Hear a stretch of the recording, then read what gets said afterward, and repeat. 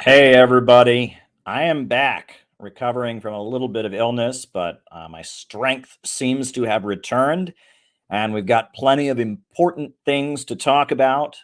Sorry I wasn't with you this weekend, but I am now back. The American century. I say that the century on which we are entering can be and must be the century of the common man. A radical redistribution of economic power. I mean, we know that racism is just a byproduct of capitalism. Everything would be all right if everything was put back in the hands of the people. We need a government that will make sure Americans are taken care of and organize the economy to serve the people, not the profits of a wealthy few. We now have the techniques and the resources to get rid of poverty. We got to start getting out there with the people. Get out of the movement and get to the masses. We need a government of action.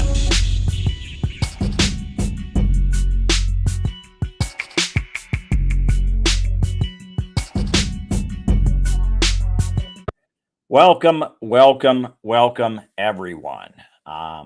So the way we do things on this channel is that we do the opening remarks, which is whatever it is I'm planning to talk about tonight. And then from there, we do the roll call where I call you all out as I see you, names and locations.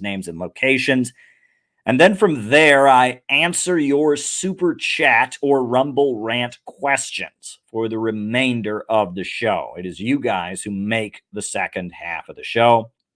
So my advice is to send me a super chat for the second half of the show or a Rumble rant for the second half of the show. Give me something to respond to. Give me something to react to. Give me something to answer, a question to answer. It is you guys who make the second half of the show what it is. And it's always amazing, especially when you guys shoot me some really good questions that get me talking. Boom, I'm there. Glad to be here with all of you tonight. This should be yet another great late night conversation. So a couple announcements that we do have for you tonight. We always start out with a couple announcements on the CPI YouTube channel every day. We have morning messages on the CPI YouTube channel. We had a great one yesterday morning from Gabby. We've got another one coming up for tomorrow. We try to have as many morning messages on the CPI YouTube channel as possible. Our goal is to try and do it every day. We don't always get every day, but we tend to do it quite a bit. So if there is something you think we should talk about, thank you, Gabby. Yes, I did get my hair cut. It was about that time of the month. Every month I get my hair cut.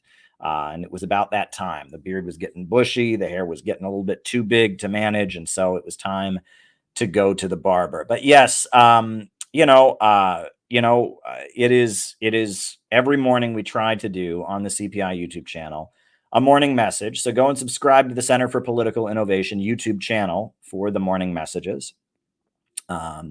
It's a great way to stay plugged in with the community and everything that we are doing. It's really, really a great thing to do. And if you feel so inclined, and if you would like to support other members of the community, we ask you to step up to the plate and make your own morning message. And we have the link to submit the morning message. That is a great way to make a morning message.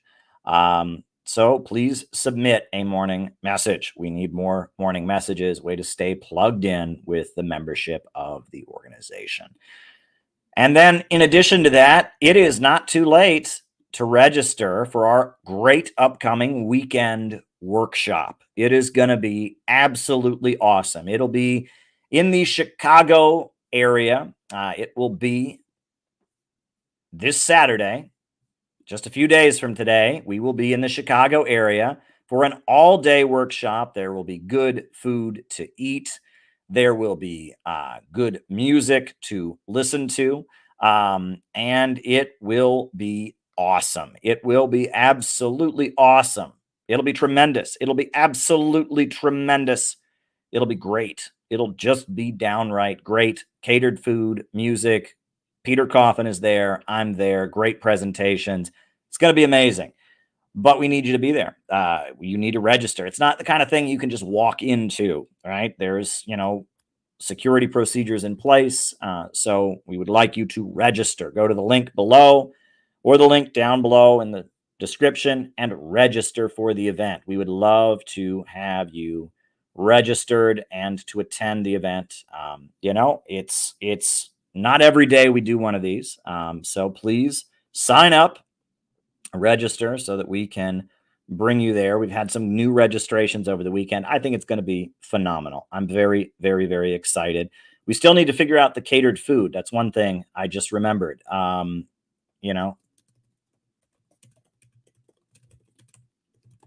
Just writing a note in the chat.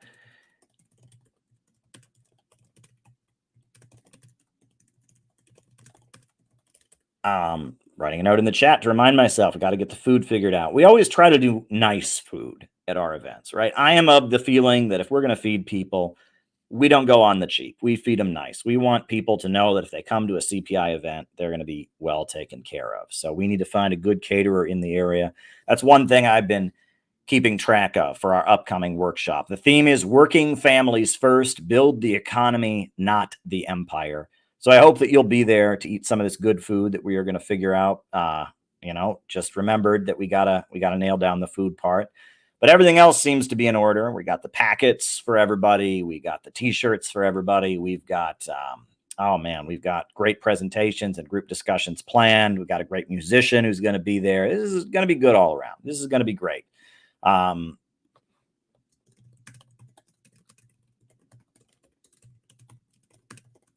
Going to be good all around. But just thinking ahead, my mind right now is in Chicago for the upcoming retreat. So I would like to see you there. I'm heading out there on Wednesday, and I will be out there for our great weekend workshop. Will I have any extra Kamala books? I think there are some extra Kamala books left in Chicago, if I am not mistaken, from the DNC. We printed 1,000 for the DNC, and I think there's a few left over. So there you go. It sounds like Candace Owens read my book. Not a shocker. There have been over 3,000 copies that have sold since she got the nomination. So there you go. So yeah, that's the big announcement, is the workshop. Network with other anti-imperialists, meet other anti-imperialists, find out why it is that we are building a movement and not a fandom. Be there this weekend in Chicago. Sign up and register. Come to the event. All right. And on that note, folks, I'm going to jump into my opening remarks. Just a quick reminder. First, I give my opening remarks. Then after that, I do the roll call, where I call you all out as I see you, names and locations. And then from there, I answer your questions for the rest of the night. We got one Rumble rant that has already come in from Hemp Car, and we got a super chat already asking me about the movie 300. So by all means, please send more super chat questions and get me talking. That's what I am here to do, is answer your questions. So we're going to jump right into the opening remarks. Friends, I don't know if you saw the headlines. If you don't follow alternative media, you won't have seen them, because mainstream media is doing its best to obscure this. But Russia has just come out to say that they are aware that the United States is planning a chemical weapons provocation in Ukraine. Now, this is very, very important, because the will on the part of Western countries to continue spending billions and billions and billions of dollars to prolong this conflict. Billions and billions of dollars to try and accomplish something that is impossible. To try and drive Russia out of Donbass, when the people there consider themselves Russian, when the people there declared independence 8 years ago. To drive Russia out of Crimea, when Crimea has been part of Russia since the beginning of time, practically. and it was only granted to the Ukrainian Soviet Republic in 1956. And even then, after the fall of the Soviet Union, there was a treaty that said Russia got to keep their military base there. I mean, Crimea has been under the control of the Russian military since the 1400s. What Ukraine considers winning the war is not by any means realistic. There is no way that Ukraine is going to drive Russia out of Crimea. There is no way that Ukraine is going to drive Russia out of the Donbas region. It's not going to happen. However, in the name of trying to defend Ukraine, billions of our tax dollars have already been spent. And at this point, all the arguments for this war have been so thoroughly disproven. I mean, we were told that this war happened simply as a fit of Russian aggression, but we know the reality, which is the United States toppled the Ukrainian government in 2014 and put in a fanatically anti-Russian group of extremists. Those extremists started bombing the Donbas regions. There was a peace agreement called the Minsk Agreement, the Minsk Accords, that was ignored, and they kept bombing the people of the Donbas regions who declared independence, kept bombing them for 8 years straight. Finally, Russia moved in to protect them after there was talk of Ukraine joining NATO, after there was talk of Ukraine proliferating nuclear weapons right on their border. Russia said enough, and it moved its forces in to protect the people of the eastern regions. And the arguments that have been made, they say, well, Ukraine is a democracy, and we must defend this democracy. Well, first of all, Russia is not interested in completely overthrowing and destroying the Ukrainian government. They simply want to protect the peoples of the Donbas region and eliminate a military threat to them on their border. This is a denazification operation because the fanatics that were installed by the United States have been burning down World War II memorials, glorifying actual Nazis, and building up a massive lethal military force with which to threaten Russia as they do it. Russia's not thrilled. They want the threat to go away. And so they have moved in to protect the peoples of the eastern regions and to make the threat go away. And at no point have they stated their goal is to completely destroy Ukraine as a state. No point has they ever declared that that was their intention. Regardless, that is what the Western leaders claim this conflict is about, and they claim that they want to defend democracy in Ukraine.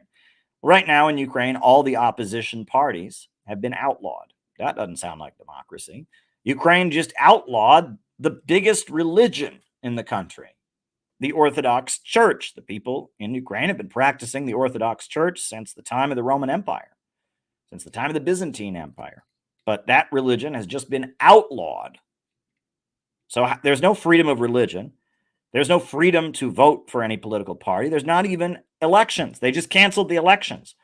So how in the world are we to believe that this war is to defend democracy when Russia's stated goal has never been to abolish the Ukrainian state to begin with? And at this point, the Ukrainian state makes no pretext of being democratic.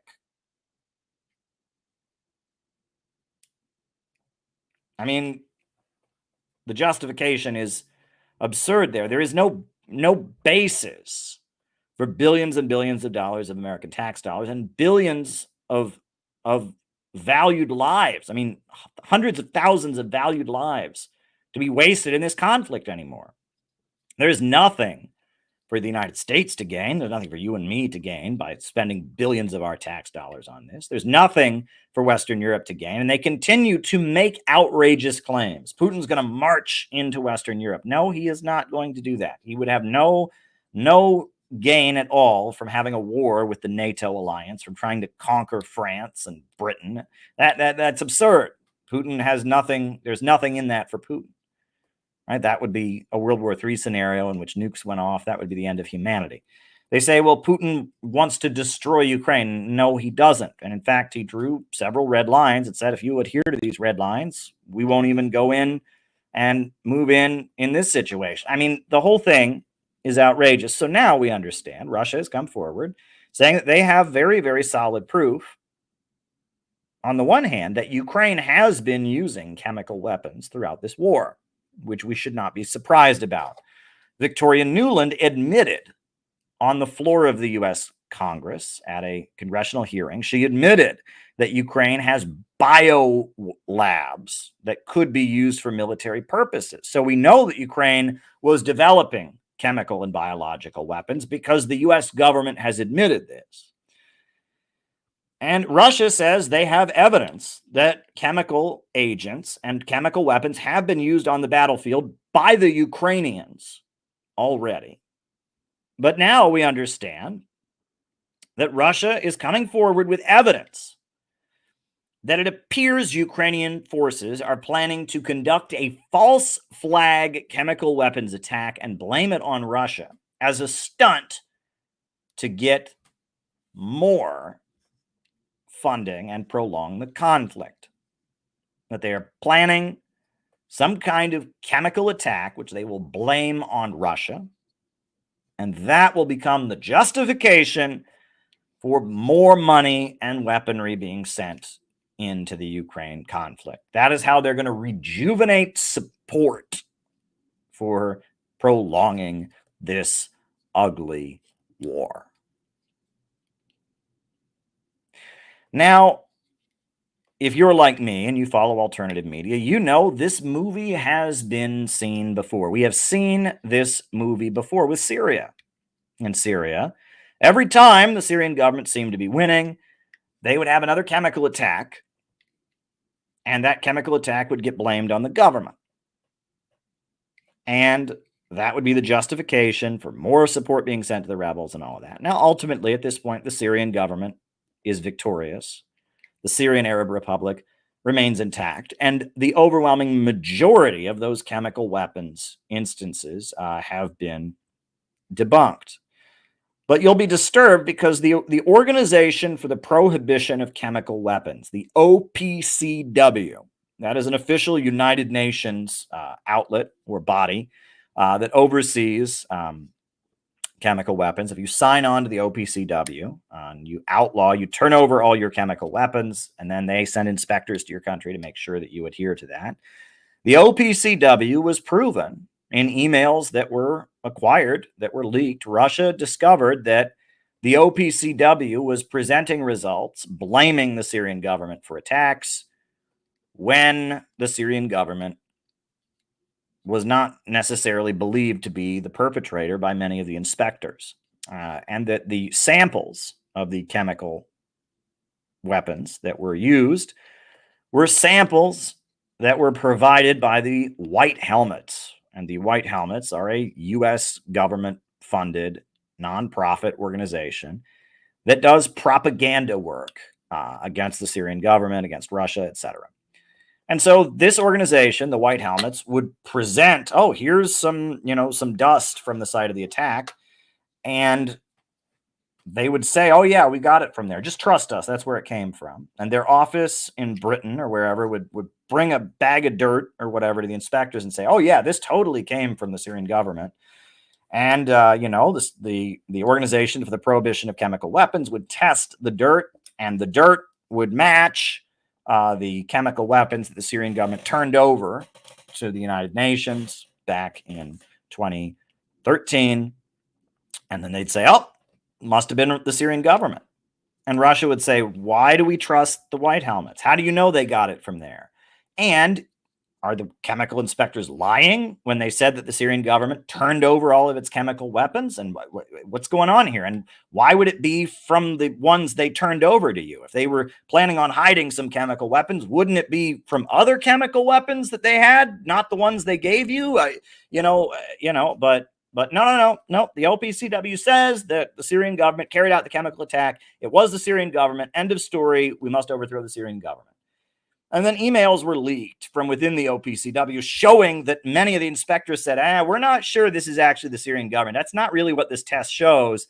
And that didn't matter. And there are many examples. Meanwhile, the rebels that were trying to overthrow the Syrian government many times were using chemical weapons. And Carla Del Ponte and all kinds of pretty awful pro-imperialist people would say, yeah, the Syrian rebels who the U.S. government is arming, they're using chemical weapons.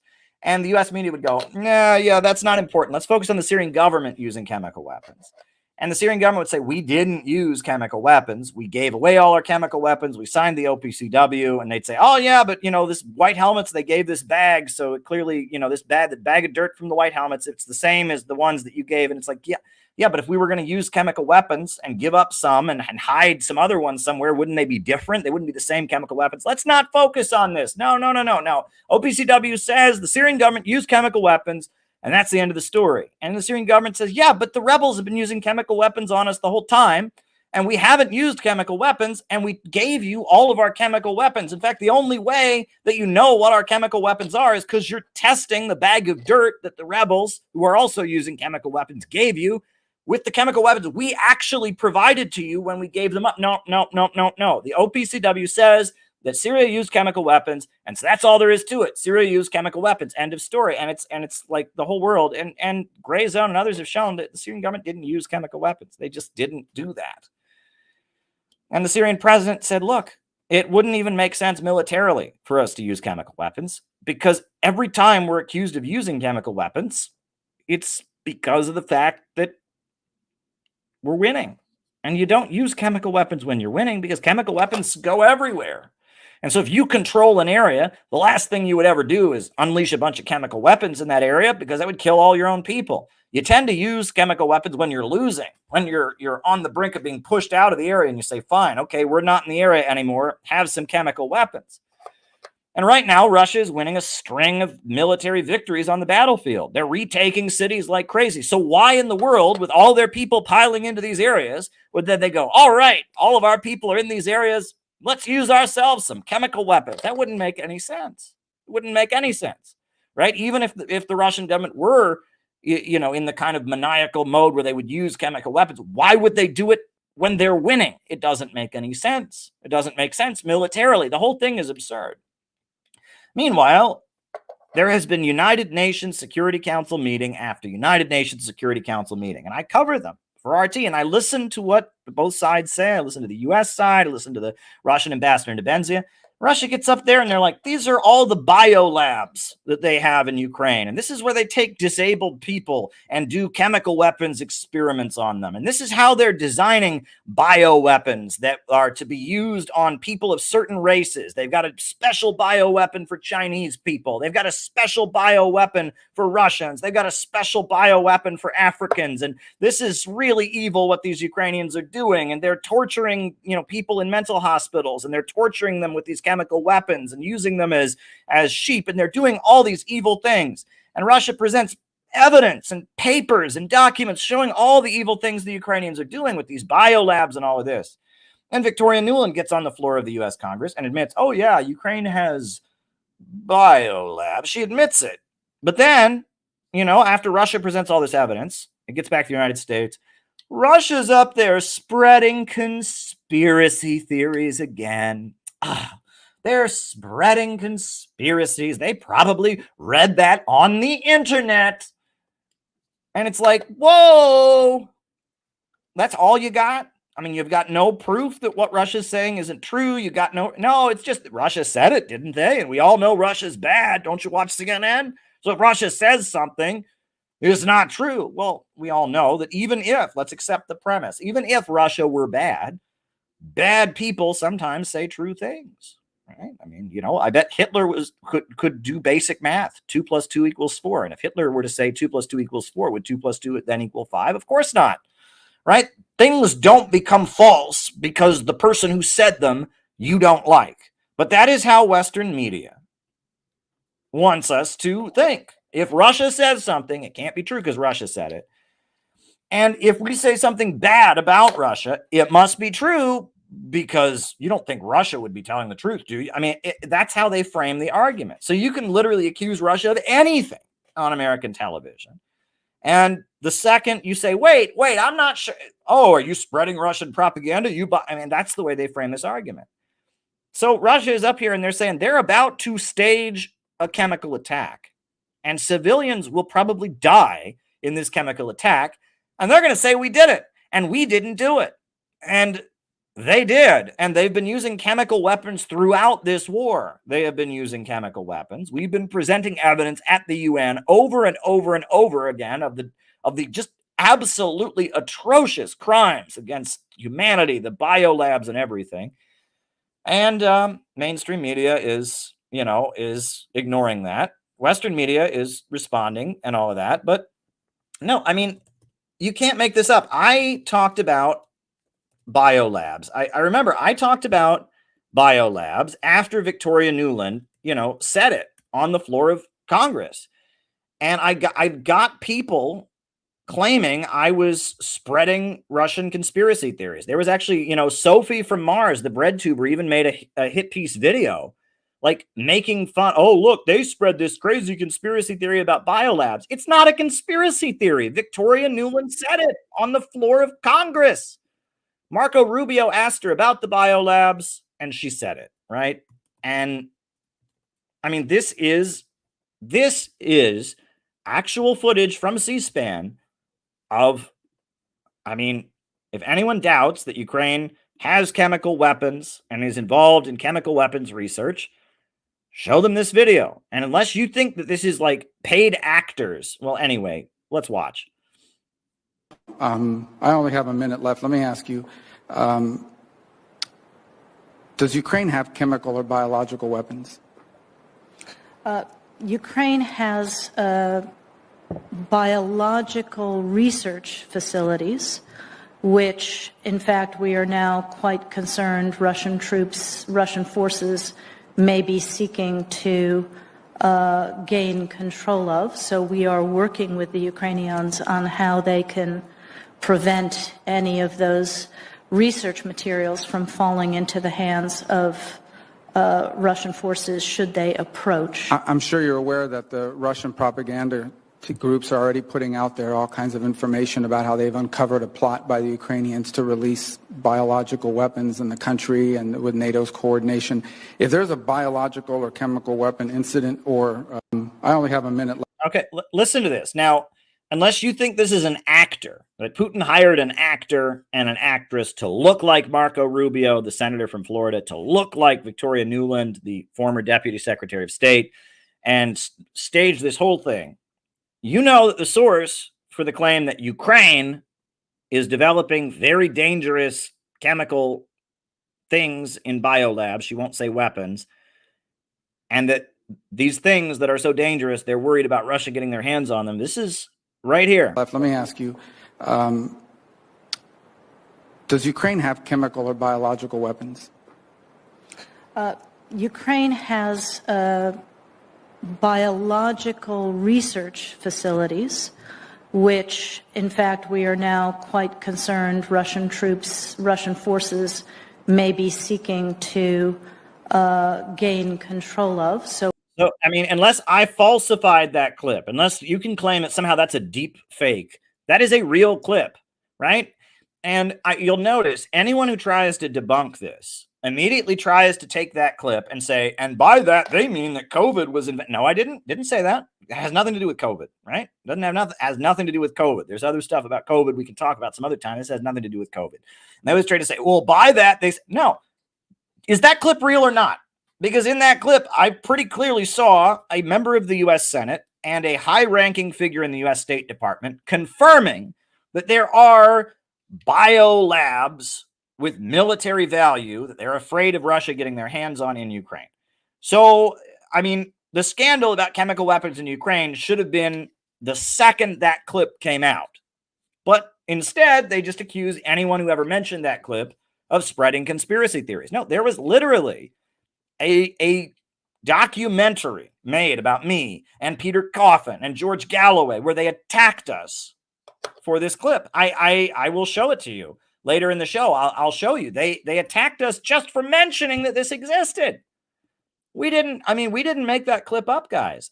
So, Russia at this point is warning everybody that it looks like the U.S. government and the Ukrainian government are going to stage some kind of chemical incident and blame it on Russia as a way to try and justify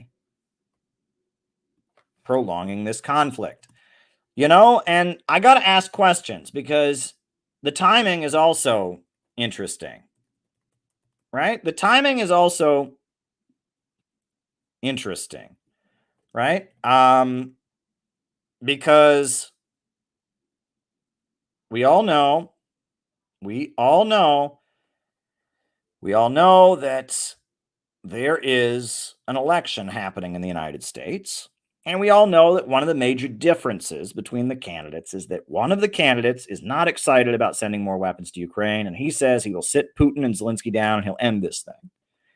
And one of the other candidates, she says, I think you know who I'm talking about, that she will prolong this war. We will never abandon Ukraine. She says, in her drunken, slurred speech, she hates Russia and she hates negotiations with North Korea, and she's all fired up about it. So there's a pretty clear difference between the two major candidates on this issue. And so wouldn't it be convenient for one of these candidates if there was a devastating chemical attack to say, wow, this is who Trump wants us to be more friendly with. What? I'm just appalled, Trump. Look what Putin just did. I mean, this is blatant meddling. This is blatant meddling in the U.S. elections if they go ahead with this. Now, are they above it? No, of course they're not, right? I think they're very afraid they could lose this election. I mean, I think they're very afraid. If you look at the polls now, it's looking good for Donald.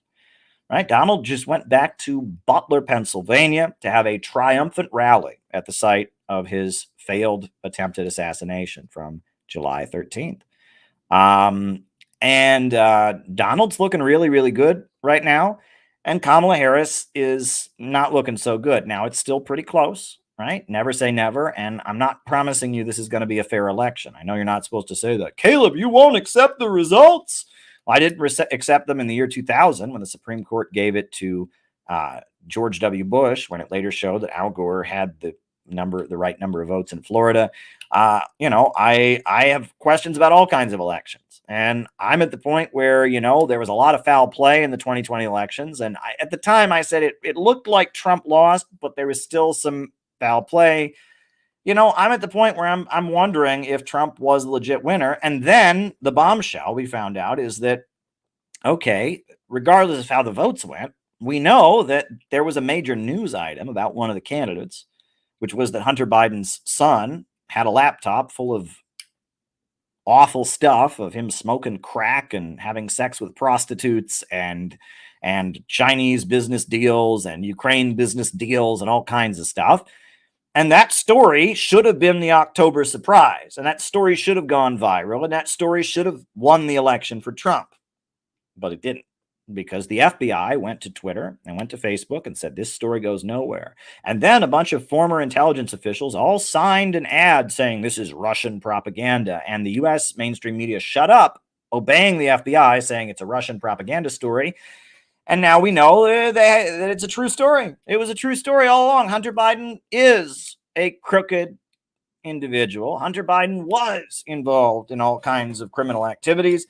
And the laptop was indeed real. And Russia had nothing to do with it. And they lied. And so was it a rigged election in 2020? Pretty much. It was rigged by the fact that a major news story about a major candidate's son and his business dealings was suppressed, right? We weren't able to know the truth about Hunter Biden and what he was doing. They suppressed that. So it was rigged by the FBI for the Democrat Party. They didn't change the votes necessarily. There was some other foul play. There was the Nevada Native Voter Project, which I covered. I mean, that's ridiculous. You look into the details of that. It is completely illegal, absolutely illegal to pay people to vote. That is one thing you cannot do, no matter what state you go to. If you start hey, I'm going to pay you to vote. I just want to get out the vote, so I'm giving $100. Can't do that. You cannot pay people to vote. And you know what else you cannot do? You cannot pay people of a certain race to vote. Okay? Just not something you can do, right? In addition to not being able to pay people to vote, you can't pay people of a certain race in order to vote. But in Nevada, there was a certain ethnic group, Native Americans, who just so happened to vote overwhelmingly for the Democrats. that they started this thing called the Native Voter Project. And it was a nonprofit that was started up, not surprisingly, by a bunch of Democrats who said, you know, those Native Americans, they just aren't voting like they should be. Gosh darn it, those Native Americans, they need to vote more. And so any Native American who votes, why, they get a $100 gift card in the mail, and they get their name entered in a lottery to win some, you know, free sneakers and free prizes from Walmart. And it was so obviously illegal what they did, right? They didn't just pay people to vote. They paid people of a certain race to vote. But you can't take their votes away then, right? You can't go and they're like, all right, well, the Native Voter Project paid you to vote, so your vote doesn't count. You can't do that. Right. And so Nevada, you know, now Nevada is not the only state that really won it for Trump, but that was a state, you know, you have Democrats there. It was a contested state. It was a swing state, and it went for Biden. And there was some pretty absurd foul play in that state. So if you add up the FBI suppressing news stories, and then you look at the Native Voter Project, and then a lot of people have questions about, you know, ballot harvesting. Right. There's a lot of questions there about, in a lot of these states, Minnesota, Wisconsin, Georgia, places like that, you know, the paper ballots were the determining factor. And in Minnesota, I believe you don't have to mail in your ballot yourself. The party can send somebody around to knock on people's doors and pick up people's ballots. Does that sound shady? I think it does. Yeah, they can send people around to knock on your door. Hey, I'm from the Democrats. We just wanted to pick up your ballot to make sure your mail-in ballot gets delivered. We're the ballot harvesters. It's completely legal. It's not illegal. But do you think that opens the door to foul play? Geez, you know what I mean? Yeah, and a lot of these big apartment buildings where elderly folks live, there was one Democrat whose job it was to knock on every elderly person's door and make sure they got their ballot in. Okay. I mean, it's not illegal. So, I mean, there's many ways you can look at the 2020 election and go, but the FBI suppressing the Hunter Biden laptop story, that takes the cake. That seals the deal. So that's why I'm looking at this planned, chemical provocation and saying that this may not only be a matter of trying to justify military support for Ukraine. This could be an attempt to meddle and influence the outcome of the American elections, right? If they can get the television pumped full of Putin atrocity porn for the next, month, they can win the election, right? I mean, that's just how it works, right? Right? If CNN and MSNBC and Fox turn into nothing but, oh my God, look at these poor innocent people. Putin killed them, and Trump wants to get along better with Putin. Better not vote for him.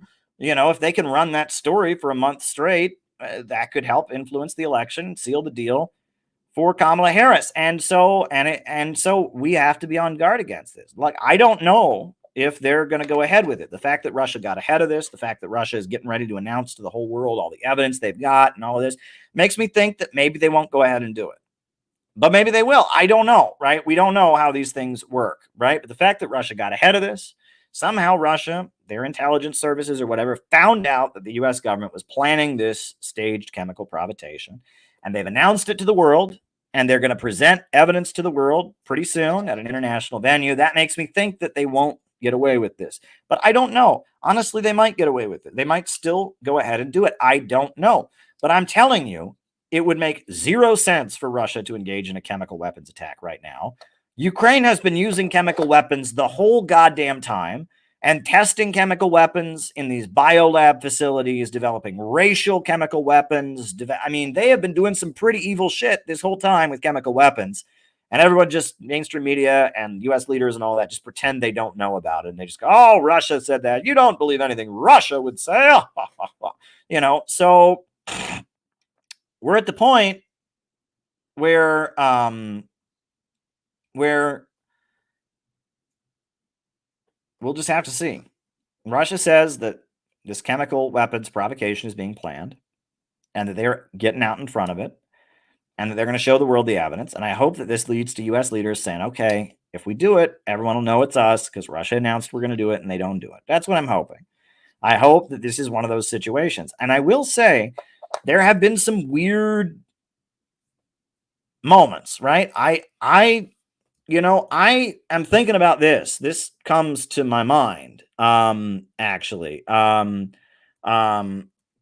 was a moment where I was at the U.S. State Department, and yeah, I mean, there were a couple moments when I was reporting from the U.S. State Department in D.C. where I actually confronted U.S. leaders on the issue of chemical weapons, and I wonder now what impact these confrontations may have actually had on world events, right? I mean, this was the only time Heather Nauert, who was Trump's secretary or State Department spokeswoman, this is the only time she ever called on me. She never called on me again after this. But this was when I asked her, you can watch this. This was right after Trump got elected. I sat in the State Department and I spoke with Heather Nauert, and she was rude as hell to me in response, but it was a fair question. And I'll just tell you what I think about this. This was me at the State Department. So let's move on from Asia. What do we have now? Okay, let's go to Syria then. Sir, I'm sorry, tell me your name. Oh, I'm Caleb with RT. Oh, right, Caleb. So, this recent statement from the White House alleging that the Syrian government was planning an upcoming chemical attack. Are you concerned that that could have created an opening for terrorist groups to carry out a chemical attack?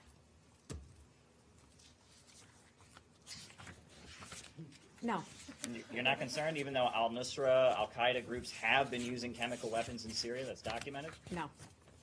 Next question on Syria. Well, I mean, they could carry out a chemical attack, and then with the White House saying, oh, Assad was going to do it, that would create a cover for them to do such a thing. Do I have to do this again? We know that Assad has used chemical weapons on his own people, and he's done that repeatedly. Well, hasn't the United States convinced the world that including women and children, and we have all seen that. We have all seen the video, and there is no debate about that.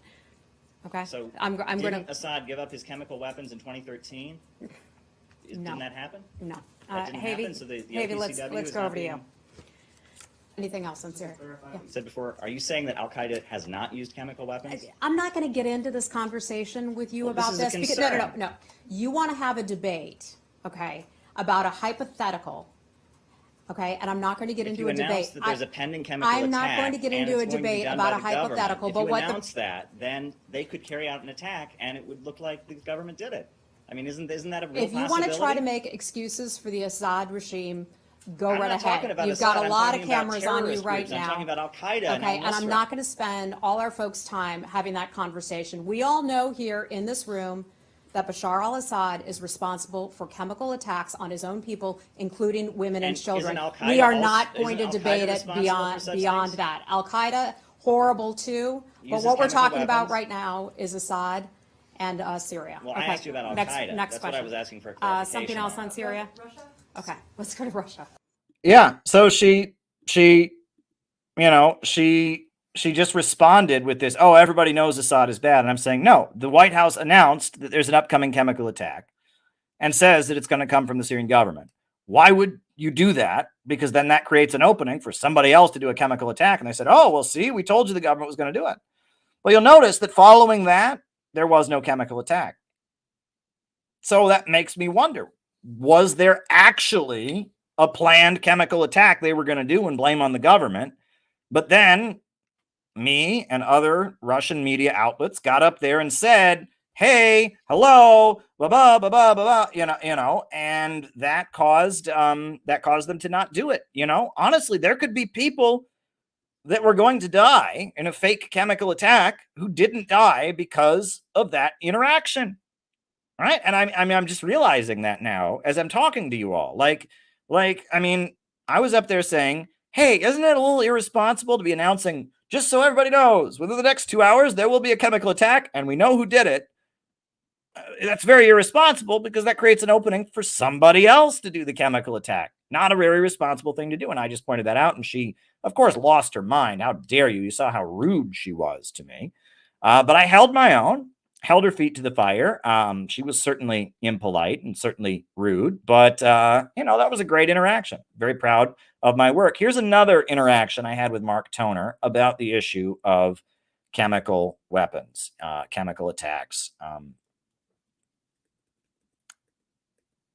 Hold on. Let me just put this other interaction. This was me confronting him about the fact that the Syrian rebels have used chemical weapons, which they conveniently ignore. They conveniently try to pretend isn't happening. We'll put that on as well. This was a great interaction. If I can just get it to come up. Sorry, just got to wait for the computer to cooperate as always.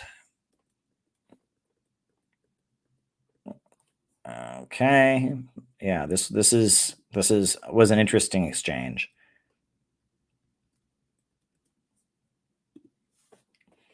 The Russian Ministry of Defense says that in Aleppo there was recently a chemical weapons attack and that it was conducted by the Harakat Nur al-Zenki organization, which is an opposition group that has received support from the United States. Is the United States still supporting this organization? So unaware of that allegation. The only thing I'm aware of is the alleged chemical weapons attack on the town of Sarakeb. I think we're talking about separate incidents. If I'm correct, I don't know. I'm referring to something in Aleppo. You're talking about something in Aleppo. So haven't seen those reports. Obviously, as we said with the incident that took place, I think 2 days ago, allegedly, there were reports of chemical weapons being used in another town. But the same would hold true with this is, obviously, we condemn strongly the use of any chemical weapons, and any credible allegations of their use in Syria will investigate. And I believe it's the purview of the OPCW that would carry out such an investigation. As to your follow-on question about this group, I don't have in front of me that we actually fund them. I mean, you're saying we provide them with assistance? Yes, as part of the so-called moderate opposition. Yeah, I don't know what. Now, the group again, also... I haven't seen the allegations yet, so I think it's too early for me to A, make that assessment, and B, make that connection. It's been said that the State Department is also investigating allegations. I mean, there's a video of this group beheading a 10-year-old Palestinian boy. Yeah, I'm aware of how are that. those investigations going? Has there been any result? Yeah, so we did talk about that. We were looking into that incident. Obviously, we condemned if it were true. I know that the group itself said that they had also made some arrests and then set up a commission of inquiry into the incident. I don't have any updates at this point in time, but I can certainly check and get back to you. So what does a rebel group in Syria have to do to not receive U.S. funds any longer? What is the line that they must cross? What kind of controversial incident must take place for a group to stop receiving U.S. funds? Well, first of all, there's a lot of vetting of the Syrian moderate opposition that has already taken place. And it's not just by the U.S., but it's by all the members of the ISSG and, frankly, the UN. And it was established that al-Nusra, as well as Daesh or ISIL, were considered to be, by all members and by the UN, to be terrorist organizations. I think, again, these are not easy processes, and one incident here and there would not necessarily make you a terrorist group. Now, let me be very clear that we don't condone any of the activities that you just cited, possible use of chemical weapons, possible beheading of a young child, any human rights abuses, any of those things would give us serious cause for concern. That said, where we are in the broader geopolitical or political situation in Syria is, and one of the ongoing discussions that we've been having with Russia, is how do we clearly delineate between these known terrorist groups, Nusra and Daesh, and the moderate opposition? And how do we have a clear understanding of who is where so that we can, longer game here, get back in place a cessation of hostilities that is credible, that can also then jumpstart the political process. So it sounds to me like what you're saying is that even if these allegations are true, there's still a chance that the United States would continue supporting these groups. Is that what you're saying? I'm not making any, I'm not frankly answering any hypotheticals. We just don't know at this point. As I said, we would regard any of the acts that you mentioned or cited, and again, they are just allegations at this point. We take them very seriously and look into them and investigate them. They're not a red line. Again, and U.S. support. So for a terrorist organization, there are fundamental actions, one of which is an intention to carry out terrorist attacks, both within Syria, but as well as on the West. Some of these groups, as I said, Nusra and Al-Qaeda, Al-Qaeda is al-Nusra, they're one and the same, and Daesh have expressed and indeed acted on these intentions. But as to the other members of the moderate Syrian opposition, look, we're constantly evaluating their behavior, and frankly, for them to be a member of the moderate Syrian opposition and to be part of the cessation of hostilities and the Syrian Democratic Forces, it requires that they meet the standards. And those standards are respect for human rights and adherence to a cessation of hostilities. And does that include not using chemical weapons? Is that part of the standard? Of course. So you're still looking into the chemical weapons charges? Yes. Yeah, I don't have any updates on that. Just to be clear, if a group was using chemical weapons, their funding would be cut off. Again, I will not make any statements of one or the other until we know all the facts and have determined who is to blame for any. I mean, honestly, it's the first time I'm hearing about a report for use of chemical weapons. But again, we have also seen reports of the use of chemical weapons on another town, and we're looking into that. So, I mean, again, we just don't have a policy not to support groups that use chemical weapons? We condemn the use of chemical weapons. Yes, but do you have a policy of not supporting groups that do such things? Again, we would evaluate any support for any groups that are engaged in any kind of activity that, frankly, go against international norms. So he won't say, you just heard him there, he will not say that the U.S. government won't support people that are using chemical weapons. He won't say that. Now, I mean, you have to ask yourself, how is this, like, what world is this where they won't say, you know what, if somebody uses chemical weapons, that's a red line. We don't support them. You know, you think about like dating, right? You know, it's like, you have a red line, your girlfriend cheats on you. No, that's the red line. I'm leaving. You think about, in a job, if they, give you half of your paycheck one time and just completely, at that point you're walking away, you're quitting. Why is using chemical weapons on civilians not a red line? On what planet is that not a red line? And are we then surprised that Victoria Nuland admits that Ukraine has biolabs? Are we then surprised that the U.S. government was giving weapons and support to these groups all throughout Syria that were using chemical weapons? Are we surprised that now the Ukrainian forces have been using chemical weapons this entire war, and U.S. media has been ignoring it, and every time Russia brings it up at the United Nations, they just accuse them. So now we hear from Russia that it looks like the Ukrainian military and the United States are planning some kind of chemical weapons provocation. So all I can say is be ready. Be prepared for it. Be prepared for them to run. Oh my God, we've just received word Russian President Vladimir Putin did a chemical weapons attack.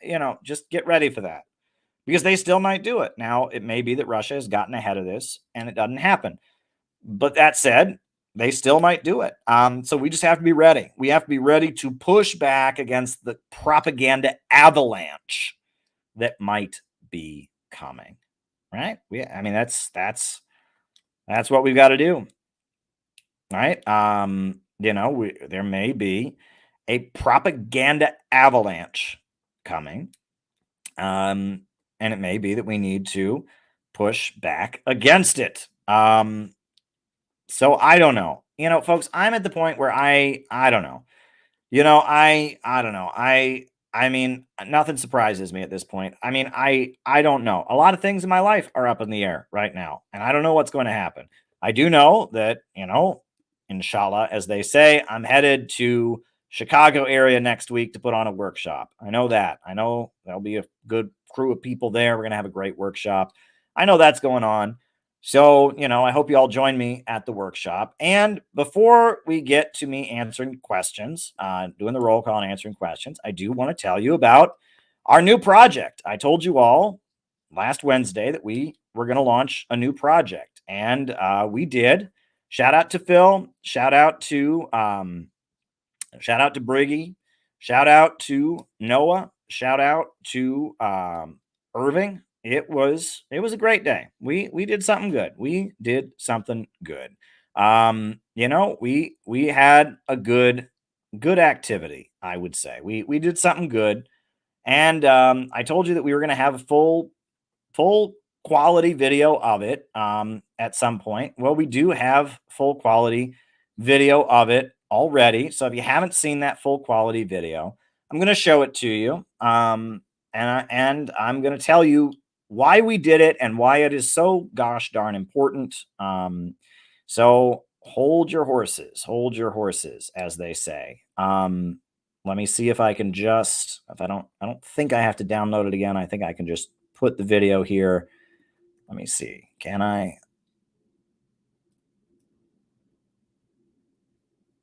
Nope. I got to download it again. Hold on. Hold your horses. Let me just download the video real quick, and then we'll put it on the screen. But yeah, it was a great event. I'm really happy that we did what we did. We had a great day, and we did something great, and it's important what we did. It's very, very important because there's an election going on, because the conversation is running wild on all sides. The conversation is running absolutely crazy right now. And so, we will put this on. This is how I spent Wednesday. Here we go. So we just loaded up the banner and the PVC pipes, and we're headed up to Central Park. Let's see how this goes.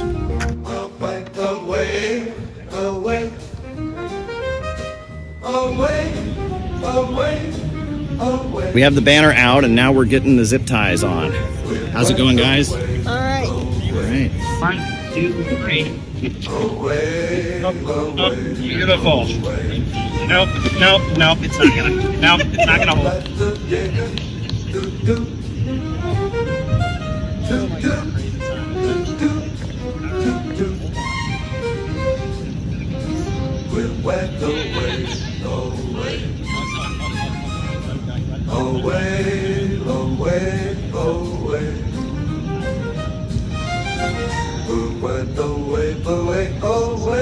So now we want to cut some poles in, cut the other pole in half.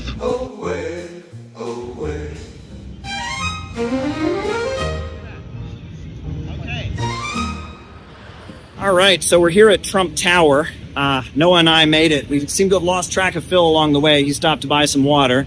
Hopefully he's with us soon, but mission is accomplished. We got the banner to Trump Tower. Only peace can make America great again. This is the man that we want Donald Trump to be. Here on this banner, you will see the greatest thing that Donald Trump did in his entire presidency. He went and became the first president to ever visit the Democratic People's Republic of Korea, North Korea. This is a country that's been technically at war with the United States since the 1950s. Donald Trump shaking hands with oligarchs told you we're our enemies. They told you these people are horrible. They told you these people are terrible, that they will never do anything good for us. There's a reason for that. It's called money. It's called power.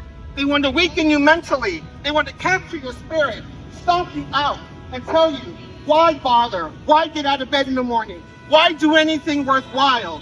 No. Understand, peace is possible, but you must give it a chance. Giving peace a chance is giving yourself a chance. We are here to say that only peace can make America great again. And that what Donald Trump did on North Korea, that was awesome. And we want that to continue. We want more peace negotiation. We want more trade. We want more diplomacy.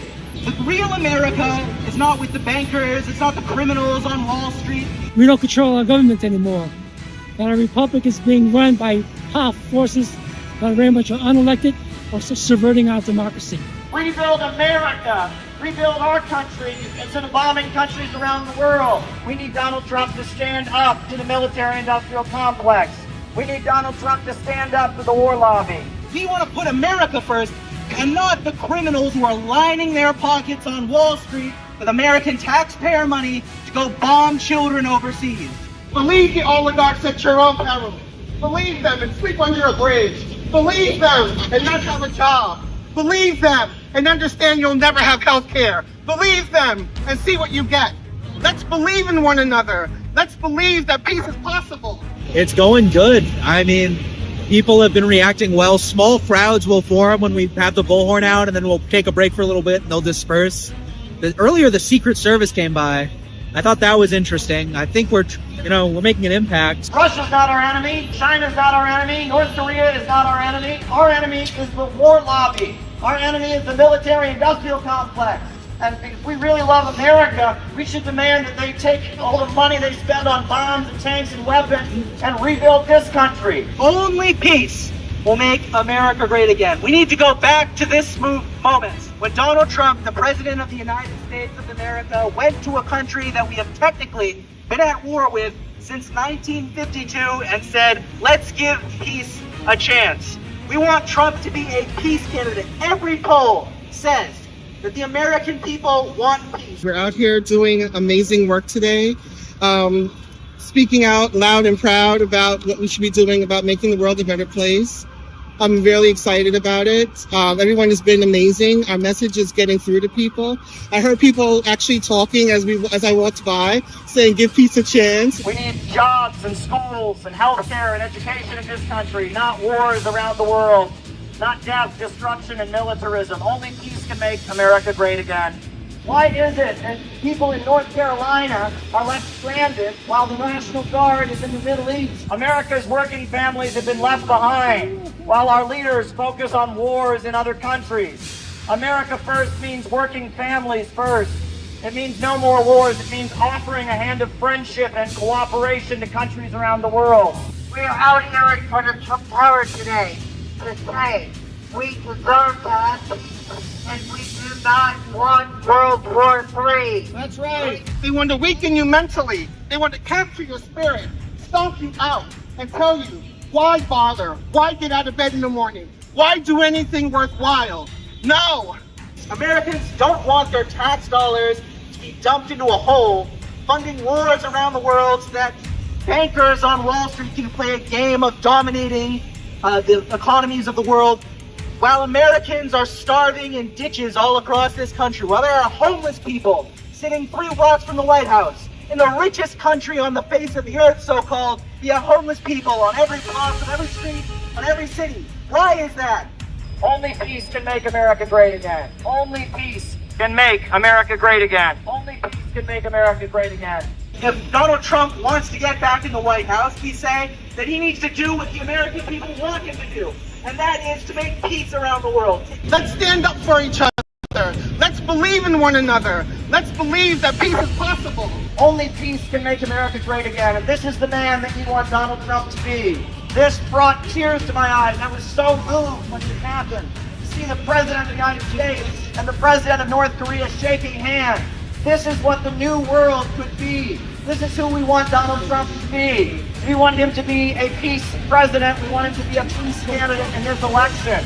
I'm hungry. I'm really, really hungry. I mean, it was hard work walking it over here. It was like, what, like a 2-mile walk? Yeah. Felt like it. And it's the wind. It's like a big sail. Challenging but rewarding. Yeah. We actually had fun.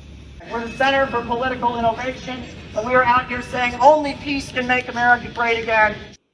Yeah, that's what we did. And we want to do it again and again and again. We want to go out with that banner as many possible times as we can before the election.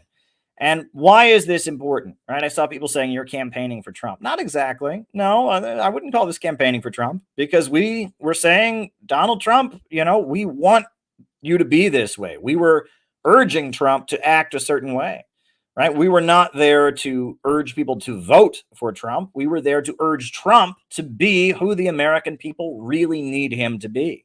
And that's different, right? If we were just out there saying, vote for Donald Trump, it would sound completely different. We were out there saying, this is who we need Donald Trump to be. And during this election cycle, we need this message to be out there as much as we possibly can. But I got to tell you, it is not cheap to do what we are doing, right? It is not cheap to, to get those big pipes into Manhattan, to get, people together, to get the polls, to get it all that. And we want to go to Times Square with this banner. We want to go to Wall Street with this banner.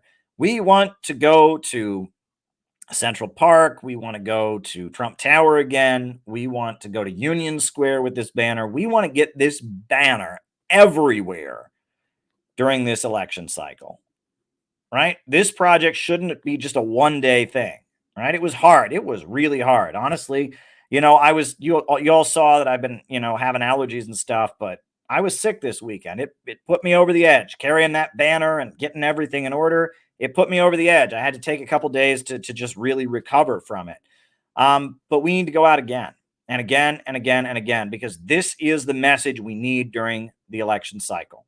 We know that they're trying to lobby Trump to be more warlike, to be a war candidate on Iran.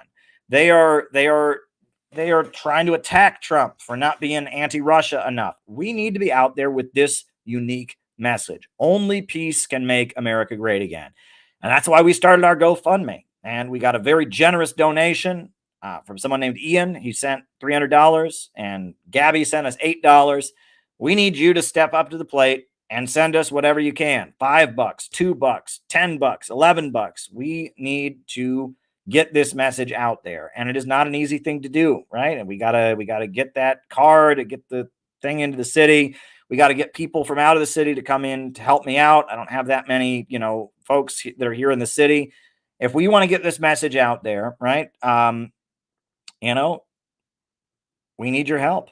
We need your help. This message needs to be everywhere during the next month. And New York City is a place where you've got a lot of eyes on you. You've got a lot of eyes on you.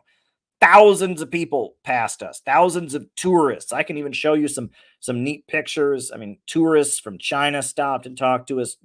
Thousands of people walked by and gave us thumbs up. We got an amazing reaction. My plan for the next times that I do this is to interview people going by about what they think of it, right? This time we focused on what we were saying on the bullhorn and stuff. But the next time I do it, I want to interview the people walking by and give a voice to the people who already agree with this project. That is my next plan. When we go out there, if we can get 3 people, 2 people on the banner and 1 person to interview people about how they reacted to the banner, and we can give voice to that silent majority that wants peace, because that is the majority. The majority of the Americans aren't worried that Donald Trump isn't hateful enough to Russia. They aren't worried that Kamala Harris might not be pro-Israel enough. The majority of the American people, the overwhelming majority of the American people, want peace. And we need to be the voice for the silent majority in this upcoming election. So that's why I'm asking you, if you want that banner, if you want this banner to be out there in the street this time, I'm asking you, I don't do this very often, but I am straight up, I often let people know ways to support, but this time I am straight up asking you to make a contribution. That's what I'm asking you to do. I am asking you to make a contribution to this cause. That's what I am asking you to do. I am asking you to send a donation to our GoFundMe to help us carry out this project and sustain it for the month of October. We need your help, and this is an emergency situation, right? This election, we don't know how it could turn out. Kamala could win. That's a disaster. Trump could win and be pushed in a bad direction and think Iran is trying to kill him and go to war with Iran, and that would be bad also. We have an anti-imperialist, anti-war message that is framed in a populist way, right? The Palestine protests are done in a way that's designed to intentionally alienate the American people. We don't. We're not. We very much want to make clear that we speak for the American people and we want peace. So I'm asking that you support this project. We do need your support. If we are going to go out there again and hit the streets with this banner again and again and again, we're going to need you to support us. We are going to need you to back us in this project in order to do what we're going to do. We're going to need you.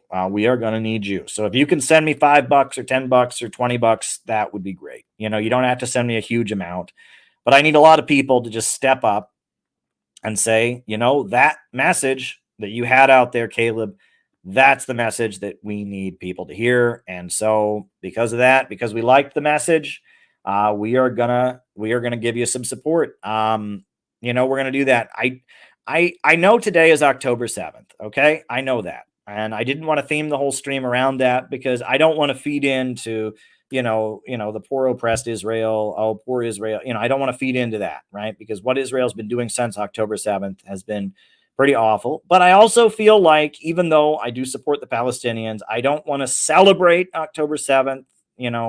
I don't feel right about that necessarily either, because that, that way of framing things, I do think it's a good thing when people resist injustice and fight back against oppressive conditions. I think that's a good thing.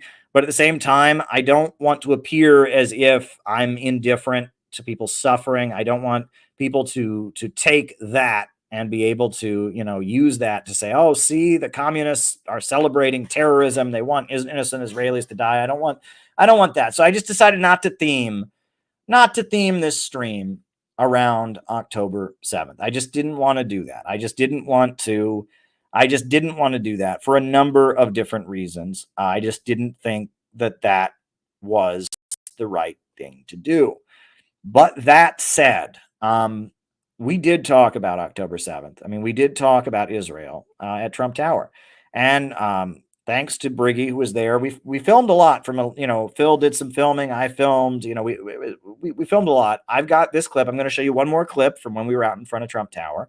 And you will see that we did talk about Israel, and we did talk about it, right? We actually talked about it. So don't think that I'm afraid. I know that Trump, his rhetoric is overwhelmingly pro-Israel and overwhelmingly anti-Iran. I am not anti-Iran, and I am not pro-Israel, right? I wrote a whole book supporting the Houthis, for Christ's sakes, right? Which is really one of my best pieces. I really hope that people are reading this book. I know there's been over 400 of them that have sold. People are reading it, but, this book is a really important piece. And I really hope that, I am anti-imperialist. I stand with Iran. I stand with the Palestinians, but I'm trying to frame things in a way that will reach a serious audience. And this is not an easy time. Look, this is a really, really hard time. We have been tested as an organization. We've been through hard times. I've been through hard times. Right now, I don't know what's happening with my job situation. I'm good for the next little bit at least, but these are hard times, and a lot of people are having hard times. Look, I'm trying to get people to come to this retreat, and there's people that have just dropped off, and I assume that they've dropped off because they have family responsibilities, because they've got things they have to do, and they're not in a good spot in their life. And I understand that, right? And you're always welcome to come back if you dropped off for a little bit. I would really appreciate if people would say, "Hey, I need to step away for a bit." But if people drop off, they drop off. It happens, right? It's not the end of the world, but it would be good to know why or what's going on. But look, I am the kind of guy, and these are hard times. It is really, really hard to do what we are doing in these times. It is not easy to do what we are doing in these times. It is really, really not easy to do what we are doing in these times. So I understand that. And because of that, I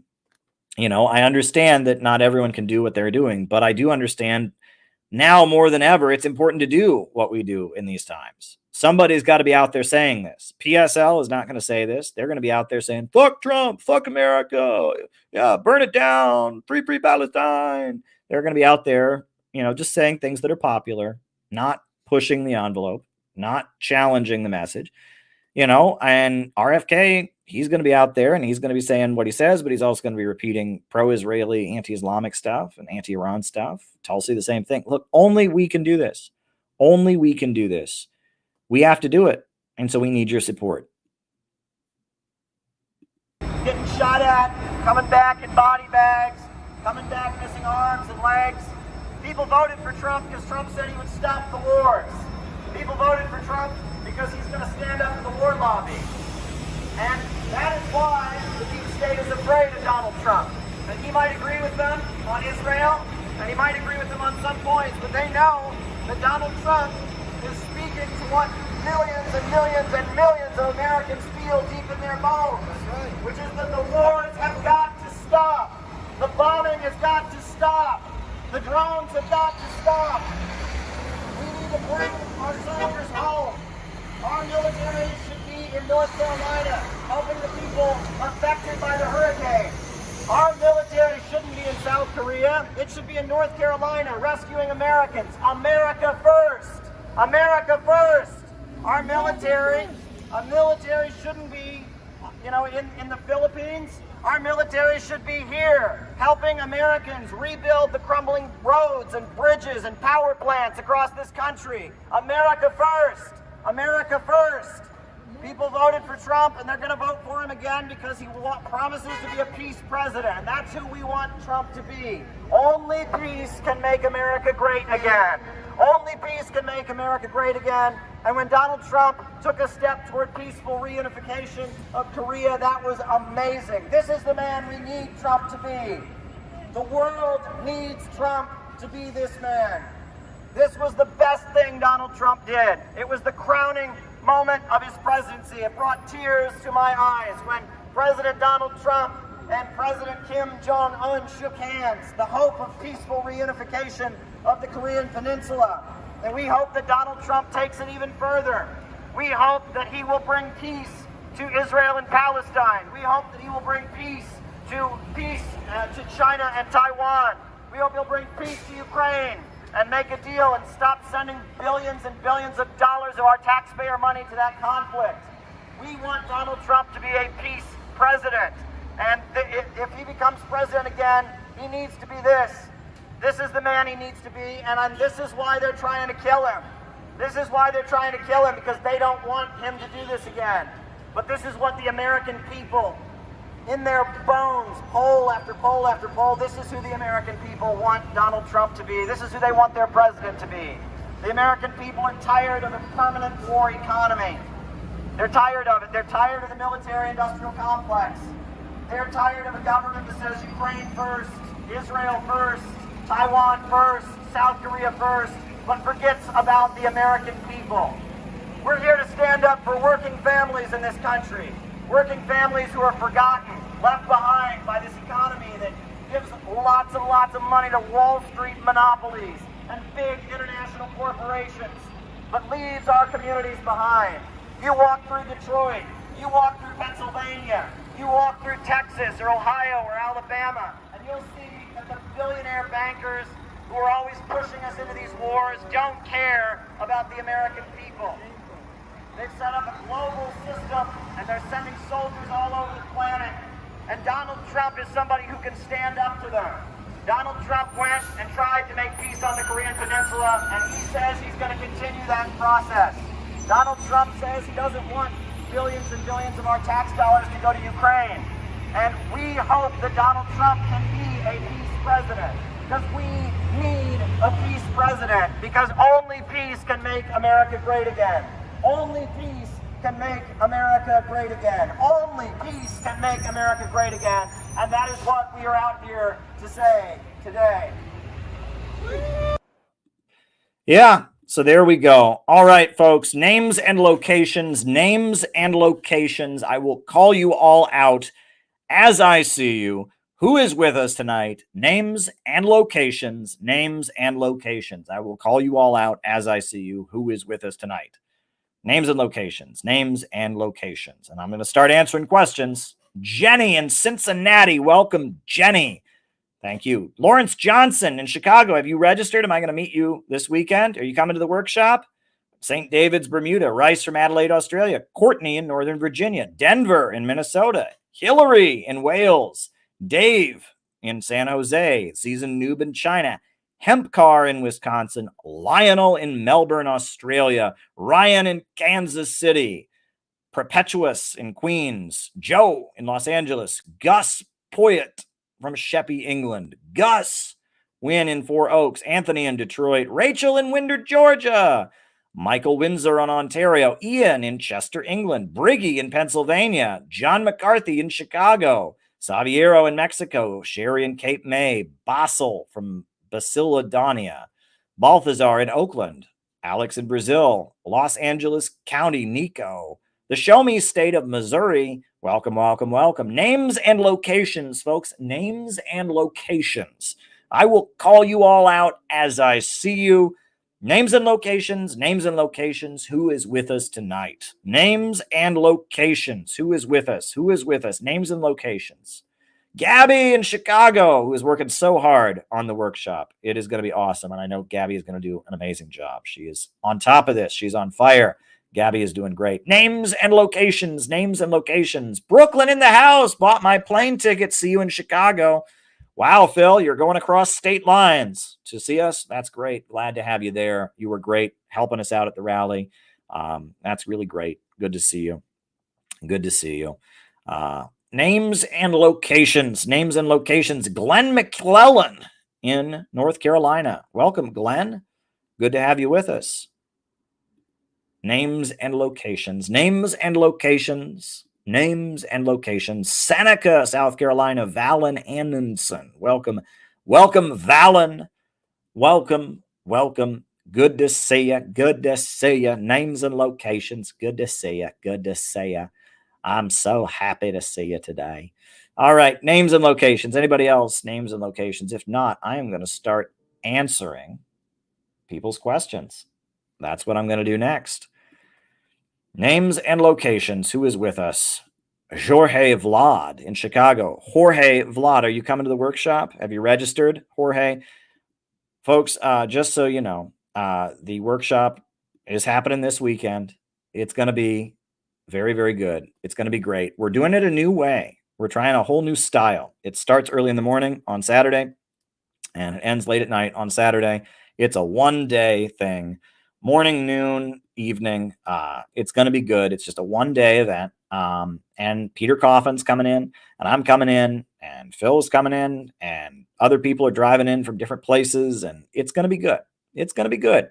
So I hope that you register, because registration is still open. You can still come, but you have to register to come. We're not going to post the address publicly and you can just walk on in. We obviously have security measures in place. With actual conferences, it's a little bit different, but this is a little more intimate, right? It's going to be a handful of people, a couple dozen people. We're going to get together and we're going to get to know each other, and we're going to sing some songs, and we're going to learn together, and it's going to be awesome. We're going to talk about building the organization that we need.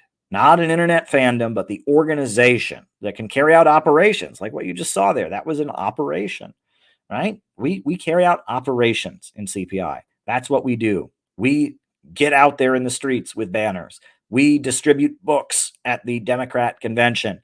We are out there engaging with people, raising awareness, teaching people. And so if you want to be part of our group, please register. If you want to come to our workshop and learn what we're all about, please register. Penny is going to be there. I'm excited for Penny being there, and other people have registered, and I'm excited for all of you being there.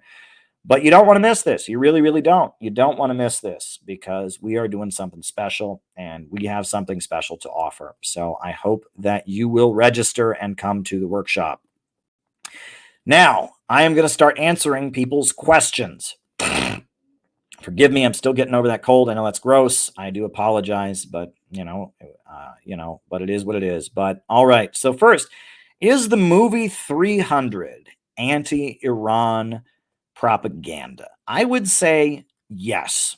And the reason I would say yes is many people have pointed out that particular battle, that the movie 300, I have not actually seen the movie 300, right? But the movie 300 is based on a battle that happened, right? If I remember correctly, it's based on a very famous battle that happened between Persians and Greeks, if I'm not mistaken. And it is a battle that gets talked about endlessly. And it gets talked about in a way that, that is very much one-sided. It's, how amazing that these 300 Spartans, accomplished what they accomplished. And many people have pointed out that the Battle of Thermopylae, right? That it's a very, very one-sided emphasis in history, right? We're Europeans, we're Western Europeans, and we tend to sympathize with the Greeks. The Persians are viewed as a Middle Eastern people, and they are, viewed as our enemies. And that, even though it's talking about events that happened in, thousands of years BC, right? I believe it happened in the year 480 BC. The Persians are still the enemy. The Greeks, who are Europeans, are still the heroes, right? Greece is supposed to be the cradle of Western civilization, democracy. Now, Sparta was apparently a very military society, but yeah, it fits a certain narrative, right? Now, I haven't watched the movie, but I will say it came at a time. It was 2006 that movie was released. I'm looking here, and that was around the same time they made the movie. What was they made the movie about the no, Persians are not Arabs. I know that. They're Middle Eastern, but they are not Arabs. I've been there. I know that. And they are very adamant about the fact they are not Arabs. Now, there are Arabs in Iran, but Persians are not Arabs. There are also Turkmen in Iran. There are also Kurds in Iran. But, there was that movie that they made about the Iranian Revolution that actually won Best Picture. Right, that it won Best Picture, and it was about the taking of the embassy, and I cannot remember the name of it now. It won Best Picture. What was that called? Argo? Was that what it was called? Argo, right? I think it was called Argo. Was that what it was called, or no? I'm misremembering the name, right? And it was the same year, right? Wait. No, it wasn't. Argo. Yeah, it was 2012 feature film Argo, right? About a film crew trying to rescue the hostages, starring Ben Affleck. It was 6 years later, and that film is just such disgusting propaganda. It shows mock executions of the hostages. Yes, Peter did amazing work. Peter, I am blown away by Peter every day, but I'll get to that. It shows all kinds of things that just didn't happen. I went to Iran and I actually interviewed one of the hostage takers, one of the Islamic students who took the Americans hostage, and she sat down. We had an interview. I hope that interview is posted somewhere. I wasn't able to take it with me back to the United States. I really hope that interview is somewhere. I was able to sit across from one of the women who took hostages at the American embassy, and she told the whole story. They did not put blindfolds on the Americans and mock execute them. That didn't happen. They had their own chef. They released all the women except for the women that were CIA agents. They released all the black people that worked in the embassy, and they stayed there. And they were held there, but the embassy itself was a giant complex. Most of them didn't leave the embassy very, very often anyway. They had their own chef who was there cooking for them. They supplied him with all his food, and he was serving them fancy food. The whole time, they were not the idea they were like, being prisoners being tortured. That's not the truth. And everything that Iran alleged about them at the time was proven. They were shredding FBI and CIA files at the time that the students stormed into the embassy, and they pieced together the files they shredded and proved that, yes, the U.S. government was supporting Arab separatists. Yes, the U.S. government was supporting Kurdish separatists. The USA was trying to use the crisis of the Islamic revolution and the chaos and the aftermath of it to break up Iran. They wanted to destroy Iran as a country and break it into many different pieces. They wanted to foment regional separatist movements against the Islamic Republic, and they proved that was true. So there's a lot about that event that that is really, and the movie Argo is just not fair. It is not. They did not line up the hostages, put blindfolds on them, and pretend to execute them. That didn't happen. They didn't torture them. It was just yeah. That's all I can say about that. But anyway, so yes, is the movie 300 anti-Iran propaganda? I would say yes, subtly yes. Demonizing the Persians on an ethnic level, yeah. And the timing, right? And Hollywood has a particular fixation on the anti-Iran thing. And especially, so yeah, I would say yes. All right. Sorry to ask again, but wasn't the Ritter statement rehined? Wonder if anyone else remembers hearing it. No comment. No comment. That's not something I know about. And Scott is a good man, and he has been really, you want to talk about Look, if you look at what they've done to Scott, it should be utterly terrifying, right? I'm not going to go into the details a huge amount here on this stream, okay? Because I just don't want to gross you all out and all of that. But like, Scott is a lifelong peace activist. He's somebody who helped dismantle the U.S. nuclear or the Soviet nuclear arsenal after the Cold War ended. And when Bush tried to say there were weapons of mass destruction in Iraq, he said, no, there weren't. And he came out and spoke the truth. And they viciously went after him. I mean, viciously. I mean, and if you look at what they did to him, I mean, this guy didn't do anything. He was in an internet web forum thinking he was talking to an adult. And he thought he was talking to an adult. On 3 different occasions, he asked for an age, and they gave him a legal adult age. He had a naughty conversation with an adult. And they made that into, it turned out that adult was actually a police officer. It was a setup. It was an absolute setup. You look at the details of that conversation, it was a setup. And the way he did not harm a single person. He had a naughty conversation on the internet with somebody who he thought was a legal adult, also having a naughty conversation with him on the internet. And it was actually a sting operation by the police. And if you look into the details of that case, what they have done to him and the way they have gotten him as a registered sex offender, the way that they have destroyed, what they have done to Scott is, if they can do that to somebody, that shows you how evil the intelligence community really is, right? And how obsessed with sex the intelligence agency really is, right? And look, we live in a very, very, very unhealthy society. No question about it, right? And none of us are unaffected by that, okay? Maybe you're lucky and maybe you lived a very, very wholesome life, but the amount of pornography that there is out there and the amount of sexualization that there is out there, all of us are affected by it. And all of us, it gets manifested in different ways, okay? And people sometimes make bad choices they shouldn't make and all of that. But it is the very same forces that have cultivated this very unhealthy culture where children are not given the love that they need and families are alienated and separated from each other, where sexualization is introduced at a young age, where we could go down the line, right? I don't want to go into all the details. We live in a very, very unhealthy culture, and none of us is not affected by it. And if you think that you're not affected by it, you think that your family and your psychology and your marriage and your personal life isn't affected by it, you're wrong.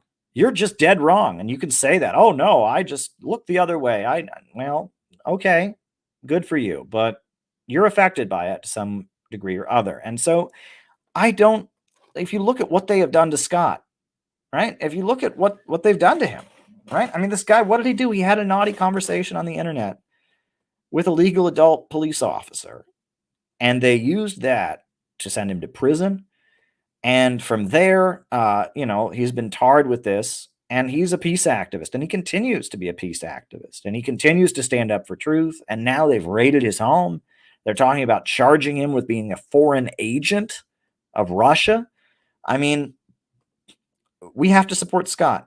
Scott has said a lot of controversial things. Look, one thing I am adamant, and let me just throw this out there that they are doing, is in our circles, they want to manipulate all of us against each other. Okay? And that, I've seen that. You've seen that as well. They want all of us that are anti-imperialist to be throwing mud at the others, to be jealous, to have rivalries, to be hating each other. And they go out of their way. And this is part of, counterinsurgency, right? If you read William S. Lind and his handbook of fourth generation warfare, which I quote in my writings, one of the things they talk about doing is that when you have a war that is waged by non-state actors, one thing you do is you manipulate those non-state actors against each other, and you be friendly to some and boost them and subsidize them. You persecute some worse than the others, and you do everything you can to keep the various non-state actors that are up against you suspicious of each other and unable to stand together. And you make it very clearly not a light switch. You make it very clear. You don't want a situation the way the Vietnamese were able to win in Vietnam was it became very clear. Are you for the current government that's being propped up by the United States, or are you for the Vietnamese communists, right? And everyone who was against the corrupt status quo went over to the communists, and the National Liberation Front was able to win. But, you'll notice that in Iraq, after the USA invaded, it wasn't, are you for the U.S. imposed government, or are you for the resistance? No, it was, are you for the Wahhabis? Are you for the Shia? Are you for this Shia militia, that Shia militia? Are you for the secular forces? Are you for the Kurdish resistance? They made it a clusterfuck, and that's what they do. And so part of counterinsurgency is to spread rivalry and suspicion among the insurgents. And right now, this isn't an actual armed conflict, thank God. This is just an information conflict, right? They can't control the narrative, and they're very openly talking about this. John Kerry was saying the First Amendment gets in the way of everything. I mean, they're openly out there talking about how much they're mad that we have free speech still in this country, and that platforms allow people to speak against the Pentagon narratives. They're furious, and they consider it an information war. And if you're up here saying that, look, this stream, we were just on here tonight talking about how Russia has come out saying that it looks like the U.S. government is going to stage a chemical attack and blame it on Russia. Because of that, they're in an information counterinsurgency. And so part of what they do in this information counterinsurgency is they pit people against each other, and they'll boost people for a while, and they'll get people to play ball with them in some ways and suppress them in other ways. And they play this game. So I know that Scott exists. He swims in the same sea that I swim. Right. And, there's people that like us both, George Galloway, Jimmy Dore, and all that. There's people who hate me and love Scott. There's people who like me and don't like Scott, right? And Scott and I were both just trying to do our part to spread the truth in this mixed up world, right? That's what we're trying to do. We're trying to spread the truth in this mixed up world where there's every effort to incite people against each other. And I commend Scott because he has come and spoken at our CPI events, and he has been very helpful to us. And so I look up to Scott. And, if Scott and I don't see eye to eye on everything, that's fine. And if Scott's able to be friends with some people that I am not able to be friends with, or I'm able to be friends with some people, but they don't like Scott, that's just the way it is, right? But one thing I would urge people to do, I would really, really urge people to do, is to recognize that as long as this just remains a form of internet entertainment, it's just going to get smaller and smaller and smaller, because they're gradually cracking down and making it harder and harder and harder to see these views. They took down, how many YouTube channels did they take down last weekend? Rachel Blevins got taken down. Moats got taken down. So if it just remains a form of internet entertainment, right, they'll gradually make it harder to see our views. They'll gradually infiltrate and have people that sound a certain way, but then take you in another direction. And they'll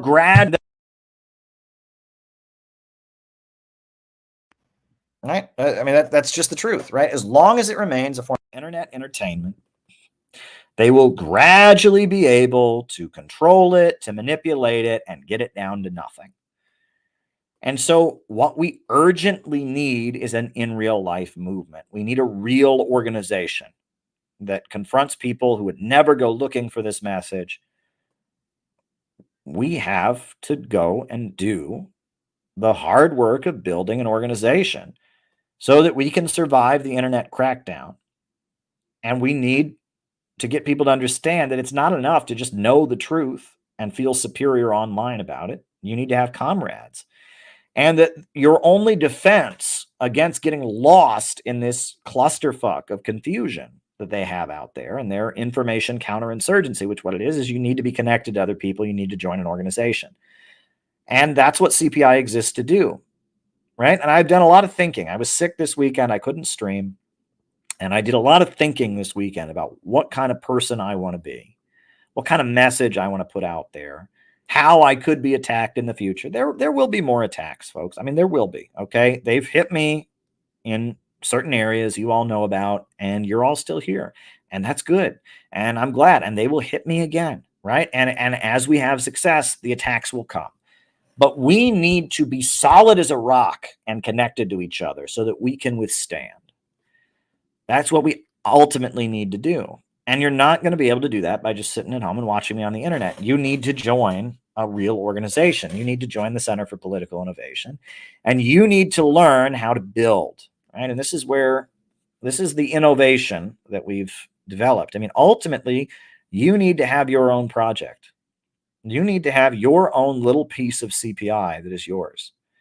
And that may be something that you're not ready for. But ultimately, our goal with CPI will be to help you develop your own piece of CPI, something within the CPI universe that is yours, that is your project for construction, right? That is what we ultimately need to do. And if you can build your own entity and flourish, and you can allow CPI to invest in you and build your own entity, and then this can take on a life of its own. But until it does that, we're just kind of talking to each other. But right now, I am focused on building an organization that has real life. And I've had some real breakthroughs spiritually about what I want to do. I've had some real breakthroughs organizationally about how we're going to build. And Peter Coffin and I have had some great conversations. I had a great chat with Briggy after our recent outreach. Shout out to Briggy. Briggy is awesome. And you saw her on the Bullhorn. She was just amazing. And it's going to be a great workshop this weekend. Let me just tell you that much. It's going to be very, very special what happens in Chicago this weekend. And if you're going to be there, you're going to be there at something special. Look, folks, I don't know if you remember, but the last time we had an event in Chicago, we had a public conference, very different. We had big name speakers, Garland Nixon, Jyoti Brar. Actually, Jyoti wasn't there. Garland Nixon and Tara Reid and the Uhuru movement had just gotten raided. And that convention that we had in Chicago 2 years ago went down in history. I mean, it was a turning point. The Uhuru movement had just gotten raided by the FBI, and we came and honored them. Tara Reid, who's now in exile, has fled the country for Russia, was there. We gave her an award, and I got blackmailed before that convention. The words, "You're going to have to cancel the conference," right? Were said to me on the phone. "But you're going to have to cancel the conference." That was said to me on the phone. Look, we're not ready to tell you the whole story of what happened with that convention. There was a lot that went on in the background, but there will come a time where we will tell that whole story. And when we tell that whole story, you're going to learn a lot. And you're going to learn a lot. And there you go. So, that's all I can say. So when you join CPI stuff, I mean, it's like we're a small group, but everything we do is like right in the middle of the struggle. I mean, right? We had a convention, Rage Against the War Machine. Right after the Rage Against the War Machine rally, they banned our friend Scott from speaking. So what did we do? We had an event, and this was the beautiful moment. We because our friend Scott was unable to speak at the event, we made a point of giving him a platform, and we honored him. Ideas are great, but the reason that the Center for Political Innovation exists is to put on events like this, to give a platform to ideas we don't widely hear in the United States, to educate people about anti-imperialism and socialism. And that is why it is really an honor tonight to bring forward our guest of honor, a real hero, someone who deserves to be heard from the heavens. Everyone should hear what this man has to say. Scott Ritter is here. Scott Ritter is here. We are proud that Scott Ritter is here. This is a hero. This is a hero right here.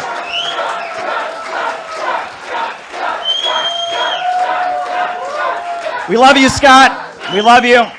Go ahead and give us some words. Thank you. Thanks, man. Yeah. Thank you. Well, thank you very much.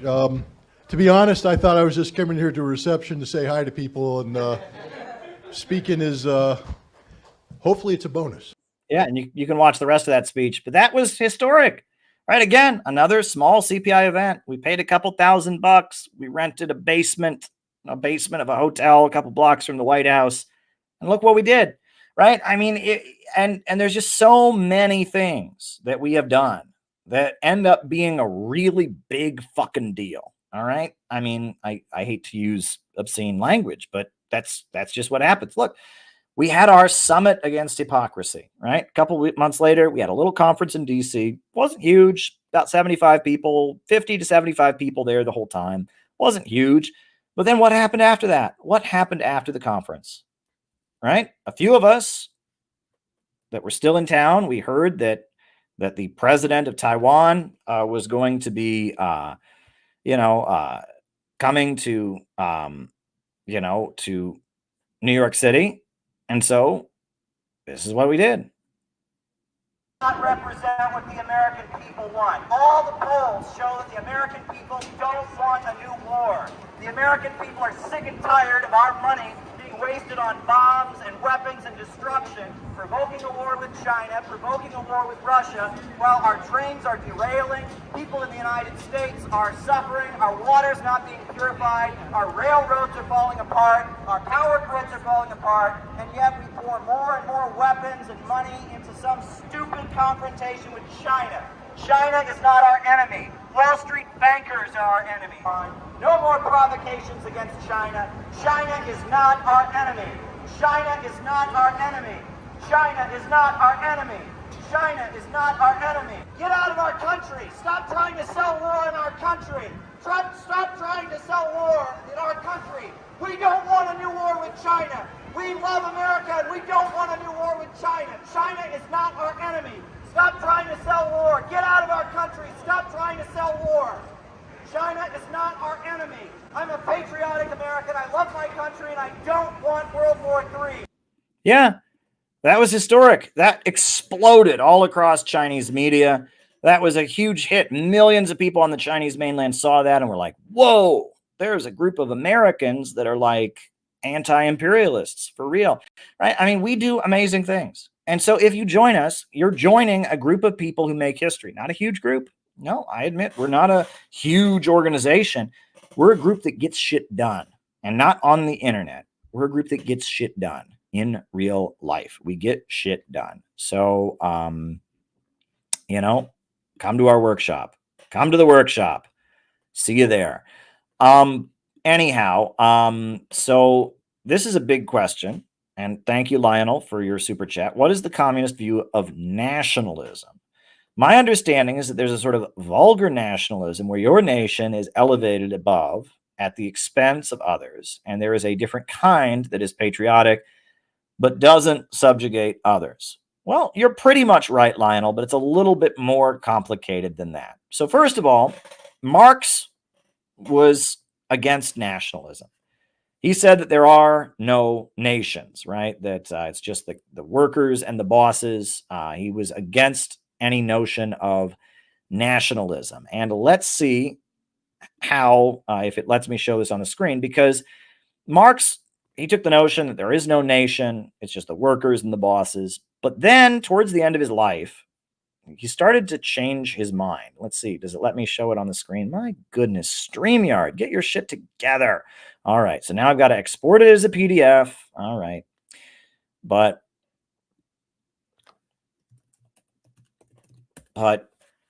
then, as Marx was getting older, Marx lived in Britain.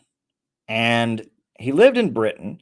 And in Britain, there was a big effort to oppose the Irish independence. Oh, goodness gracious. I'm sorry. Now I have to open it and turn it because it's a PDF. My goodness, StreamYard, get your shit together. Seriously. Hold on. If I put it on the screen now, it'll be sideways.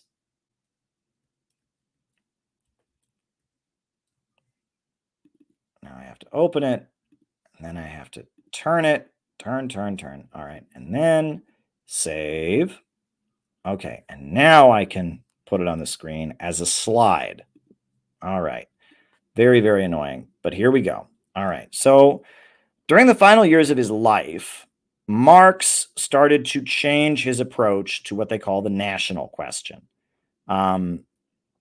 He started to think that there were nations and that the struggle of countries for nationalism could be a progressive thing. Hold on. Why is it not? So in the final years of his life, Marx started to support the Irish struggle for national liberation. And this is a passage from Marx that I find to be very moving because it summarizes why is it being so obnoxious? I just want to show this on the screen. I'm very annoyed by the technical difficulties here. All right. What is the problem? Why is this being so annoying? All right. Hold up. Just trying my hardest to get this on the screen. Prepared this passage. Here we go. All right. This is it, if it ever loads. All right.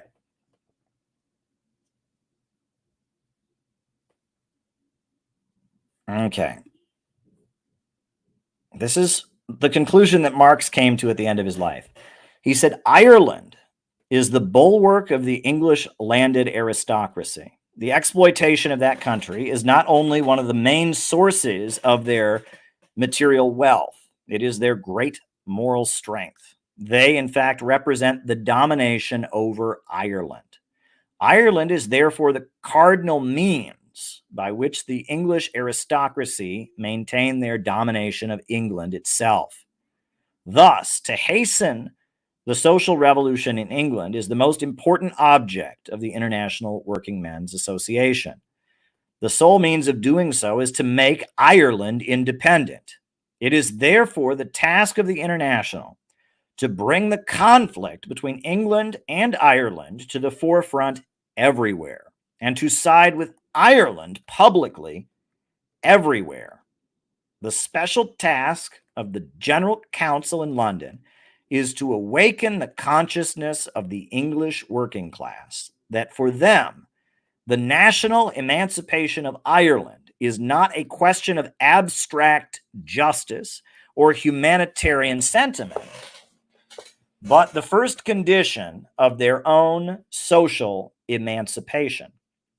So Marx championed the national liberation struggle of the Irish people because they would be a defeat for the English aristocracy, right? If the Irish people were to win their freedom, the English aristocracy was the main enemy of the British working class, would be defeated.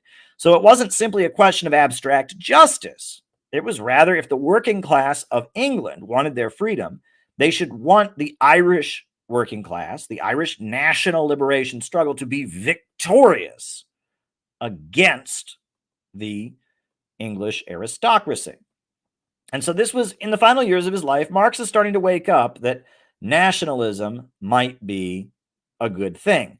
But from there, it was Lenin and the Bolsheviks that developed their own position on the national question, right? Marx had technically been against all nationalism, but in the final years of his life, he starts to, say, well, maybe all nationalism isn't bad. But then it was Lenin, right? And this is Lenin who develops the Bolshevik position on the national question, which is that nationalism of oppressed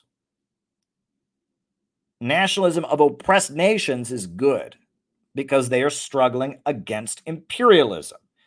And he writes there's a whole collection of his writings on this very question and how, the right of the nation to self-determination. If a country is colonized, you fight for its national liberation. That's a big point of Leninist theory. He referred to the Russian Empire as a prison house of nations because there were so many different oppressed nationalities within it. Now, some Russians feel that he went a little overboard and with that nowadays. Putin and others feel that Lenin went a bit too far, declaring various peoples within Russia to be nationalities.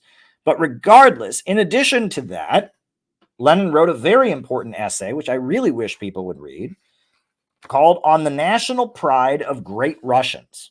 and you read this essay, this is really, really important because this is the answer to all of this anti-patriotism that we get on the left. Because I told you, Lenin was against the Russian Empire. He was against the Tsar. He was for self-determination for all the oppressed nationalities. But he wrote this very powerful essay called On the National Pride of the Great Russians, saying that he was patriotic to Russia, that he was proud to be a Russian, and he was proud of his Russian heritage. Go and read the essay for yourself. He says, is a sense of national pride alien to us, great Russian class-conscious proletarians? Certainly not. We love our language and our country, and we are doing our utmost to raise her toiling masses to the level of democratic socialist consciousness.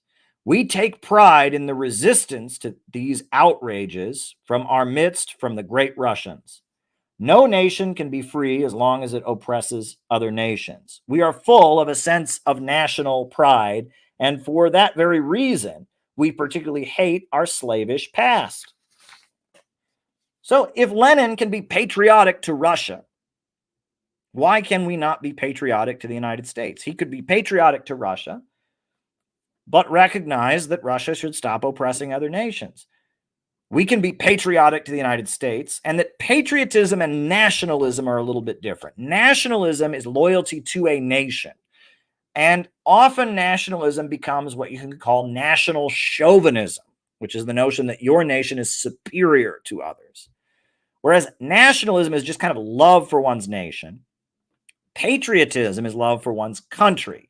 Now, nation and country are not synonymous, right? A country is a geographic area under one government, under one state. Whereas a nation is a group of people with a common language, a common culture, a common ancestry, and that France, Germany, these are nation states. But the United Kingdom is one country, but there are different nations within it. There's an English nation, a Scottish nation, an oppressed Northern Irish nation, a Welsh nation. And I would argue that America is not a nation because we do not have a common language. We do not have a common culture and ancestry. We are a country. And that to be a communist in America is to love your country, to want your country to not be an imperialist country, because a nation cannot be free if it oppresses other nations. And that we believe that socialism and breaking this country out of imperialism will make a better country.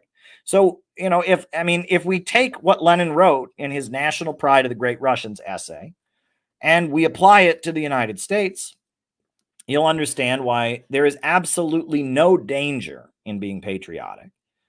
We are the ultimate patriots. We are the true patriots. So we're not nationalists in that sense, but nationalism among oppressed countries is a good thing, and national pride even among oppressor countries is a good thing, as long as it does not translate into national chauvinism and oppressing other countries.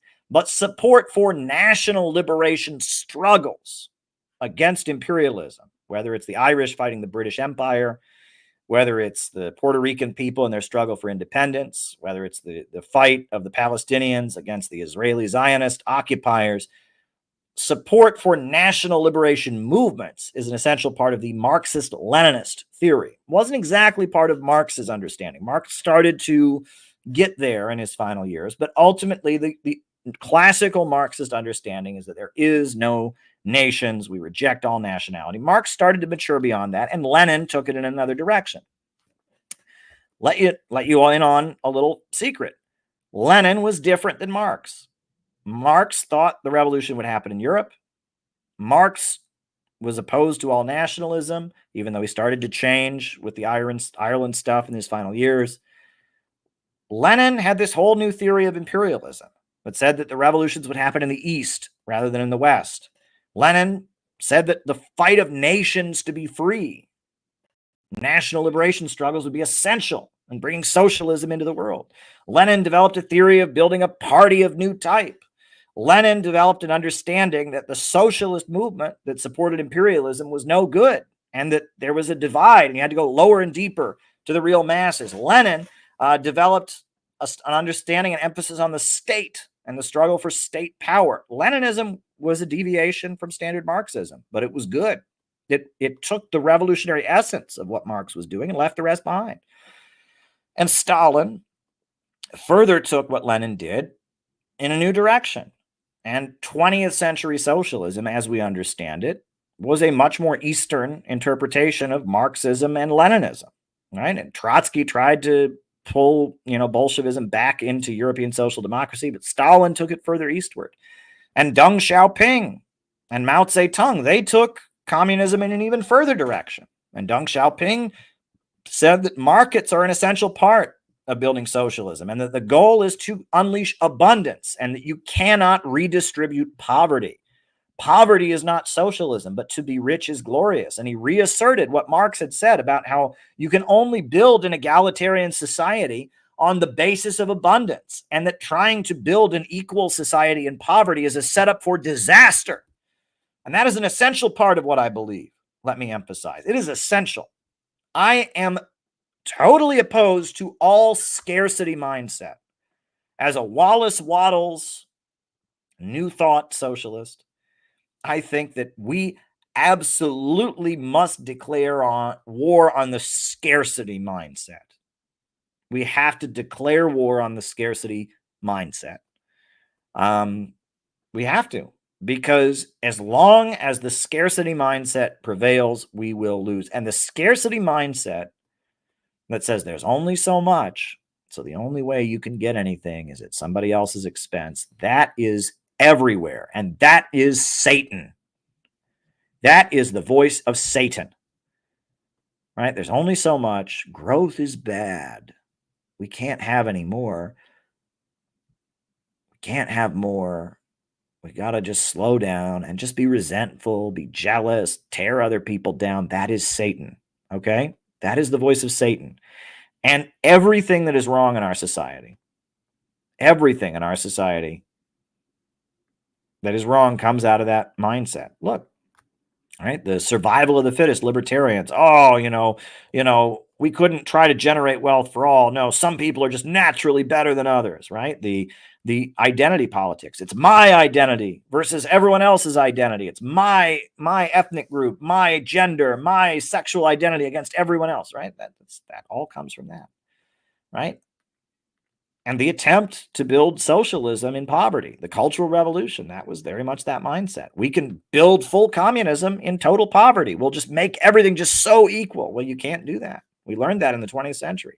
Pol Pot tried that in Cambodia. The Cultural Revolution tried that. You can't do that. I even see this in the socialist movement, right? I swear, the way the communist groups act and the way that they've responded to me with such hostility is based on this assumption that we can only ever recruit this tiny number of people. I mean, it's ridiculous, right? The way that they have been so ridiculously competitive and hostile and smeared the Center for Political Innovation and spread lies about us and been unbelievably hostile is based on the fact they assume, there's only like 300 people that'll ever be recruited to this. So we have to gather them all for ourselves. The CPI, we got 157 members, right? If you're serious about building a mass revolutionary group, you shouldn't give two shits about what we do. You should be getting to average people. But they don't want to do that. They assume that there's only so many people who can be recruited. So we got to take what Caleb has. And I mean, that's how these people operate. Scarcity, the scarcity mindset. That is Satan. And it manifests itself in the left, in the right? The Malthusian environmental degrowth stuff, that's a scarcity mindset, right? Incelism, that's a classic scarcity mindset. I'll never be able to get a girlfriend, so I'm going to develop a whole ideology about how women are oppressing me and because I'll never be able to get a girlfriend. What? Who says? Right? I'm telling you, if you want to know who Satan is, if you want to know what evil is, look for the scarcity mindset. Look for the mindset of evil. That's what it is. And the Western imperialists are the biggest promoters of this, right? Growth has got to stop because if Russia and China start rising, then we'll not be at the top anymore. So we have to stay at the top indefinitely. No, Russia has got to stay poor. China's got to stay poor, right? It is the cause of fascism. It's the cause of school shooters, imperialism. It is nearly all the evil in the world flows from the idea that there's just a limited amount, and the only way you can get it is by taking from somebody else. That's the only way you can get what you have, and that there's a limit on growth. There is not a limit to growth. There is no limit to growth. There is no limit to growth. There is no limit to human creativity. There is no limit to what we can do, to the creative power of the universe. And our job as human beings is to be creators, is to expand, is to take the universe that exists and reinvent it in a more beautiful and efficient way. And if we ever get into the mindset that, oh, there's only so much, oh, there is no hope, there's nothing we can do, and that is the road to hell. I'm just telling you that. And I see the scarcity mindset everywhere, right? Overpopulation, that's a scarcity mindset idea. Racial supremacism, right? Oh, my race, that's a scarcity mindset. And, you know, unfortunately, the socialist movement, you know, I mean, and that's the thing. I was always taught that in school that socialists are people that want everyone to get paid the same wage no matter what. And socialists are people that walk around saying that, oh, some people have all the money and other people don't. That's no fair. We want the government to make everyone equal. And that is not what socialism is. I learned that socialism is the understanding that the way the means of production operate holds back growth, that we have an irrational system where the more efficient technology becomes, the poorer people get. Right? That the tendency of the falling rate of profit, the problem of overproduction or the value crisis. Self-driving cars should be a great thing, but in our deeply irrational system, it leads to mass poverty, right? If we implemented self-driving cars, there'd be millions of people out of work. This doesn't make any sense. It doesn't make any sense. And that the problem with the irrational profit system or the anarchy of production is that it holds back human potential. And that is the problem. And that is what we need to understand. And anywhere you find the scarcity mindset, you're in danger. You need to be constantly thinking bigger, more, better, right? Fuck Dr. Seuss. I'm just kidding. Dr. Seuss was actually a great man. He wrote a lot of books that were very good for children, and he was an anti-fascist, and I admire that. He even wrote a cartoon defending Stalin during World War II, but you didn't know that. Dr. Seuss did many great things, but that Lorax book that he wrote, that is absolute poison, right? Because it says growth is bad, right? And and growth is not bad. Irrational growth is bad. Growth without planning can be bad, but growth is not bad. And that children's book that I was read as a kid, that they pumped out to every kid starting in the early 60s, this Lorax book, that is wrong. Growth is not bad. If you stop growing, you die, right? If you stop growing, you die, okay? So you don't want to stop growing, right? There is no limit to growth.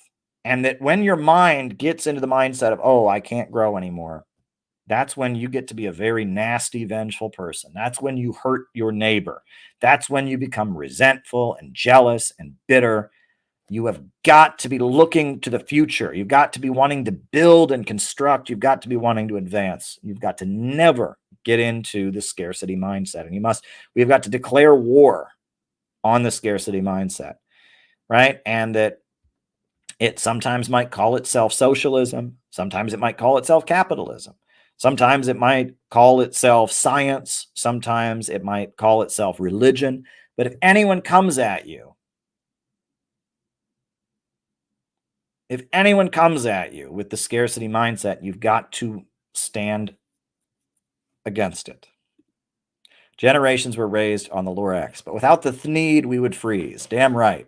I'm halfway through Green Eggs and Ham. Well, it gets better. It gets better. All right. All righty. I know you discussed it before, reminding people about sending letters for the Uhuru 3. Yes, that is very important, and we'll put the link in the chat. The Uhuru case, right? Their sentencing is coming up, and the deadline is the 15th. And the judge, the lawyers want to have all the character letters assembled. the sentencing is on November 25th. So right now we're in the write letters to the judge phase. And so they want to have all the letters assembled as soon as they possibly can. Write a letter for all three defendants, Jesse Neville, Penny Hess, and Chairman O'Malley. Absolutely hands off Uhuru. So please go and write a letter. It's not that hard to do. They've got it all set up for you on the website where you can write the letter, but the letters need to be written.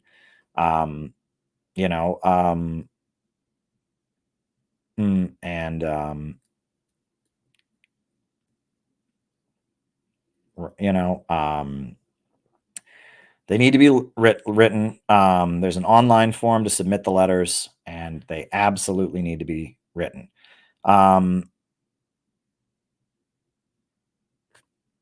Yeah, so there you go. There we go. So, all right. I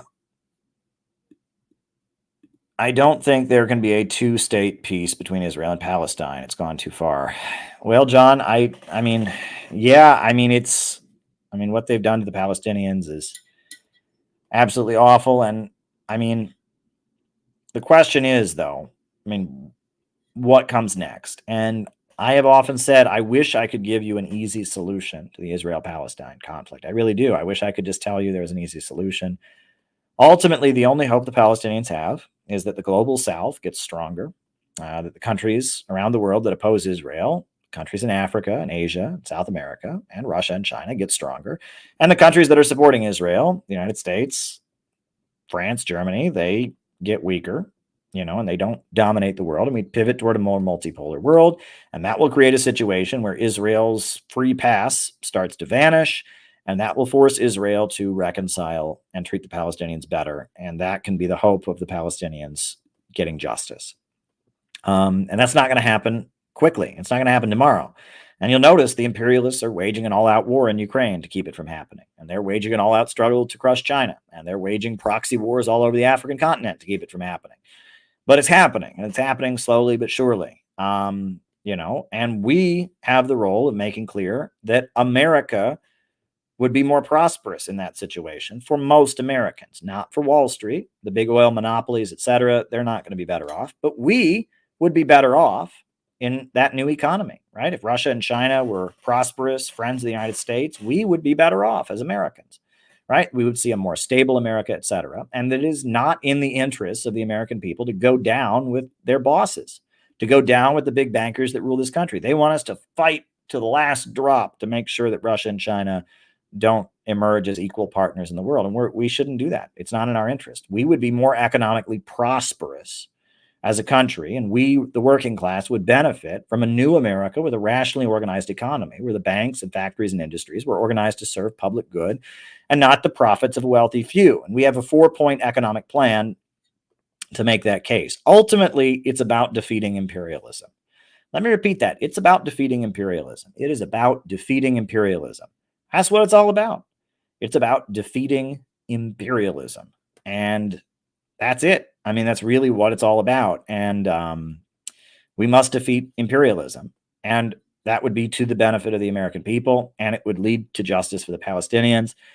And, and that it's not either or. It's not that, the Russia and China rule the world and America gets oppressed, or we help the United States crush and beat down Russia and China. No, we can have a multipolar world. And this new economic model that is coming out of the BRICS countries points toward that. But the Western monopolies are determined to keep their grip on power. And we, the American people, need to oppose them. So there we go. How would you characterize the different factions influencing Trump? If anyone actually comprises a lobby for peace and building up this country, it seems like the war party has the upper hand now. Well, there's many different factions backing Trump. Look, one of the factions backing Trump is the lower levels of capital, the hard Israeli right, which seem to have an alliance with the Miami Cuban crowd, right? The Miami Cuban crowd are the hard right in Latin America, that they're just not effective in fighting socialism, right? The U.S. imperialists don't want Venezuela to get stronger. They don't want, Nicaragua to get stronger. They don't want Cuba to get stronger.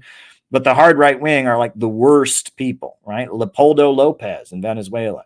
he's like the worst representative of the Venezuelan opposition that's out there, right?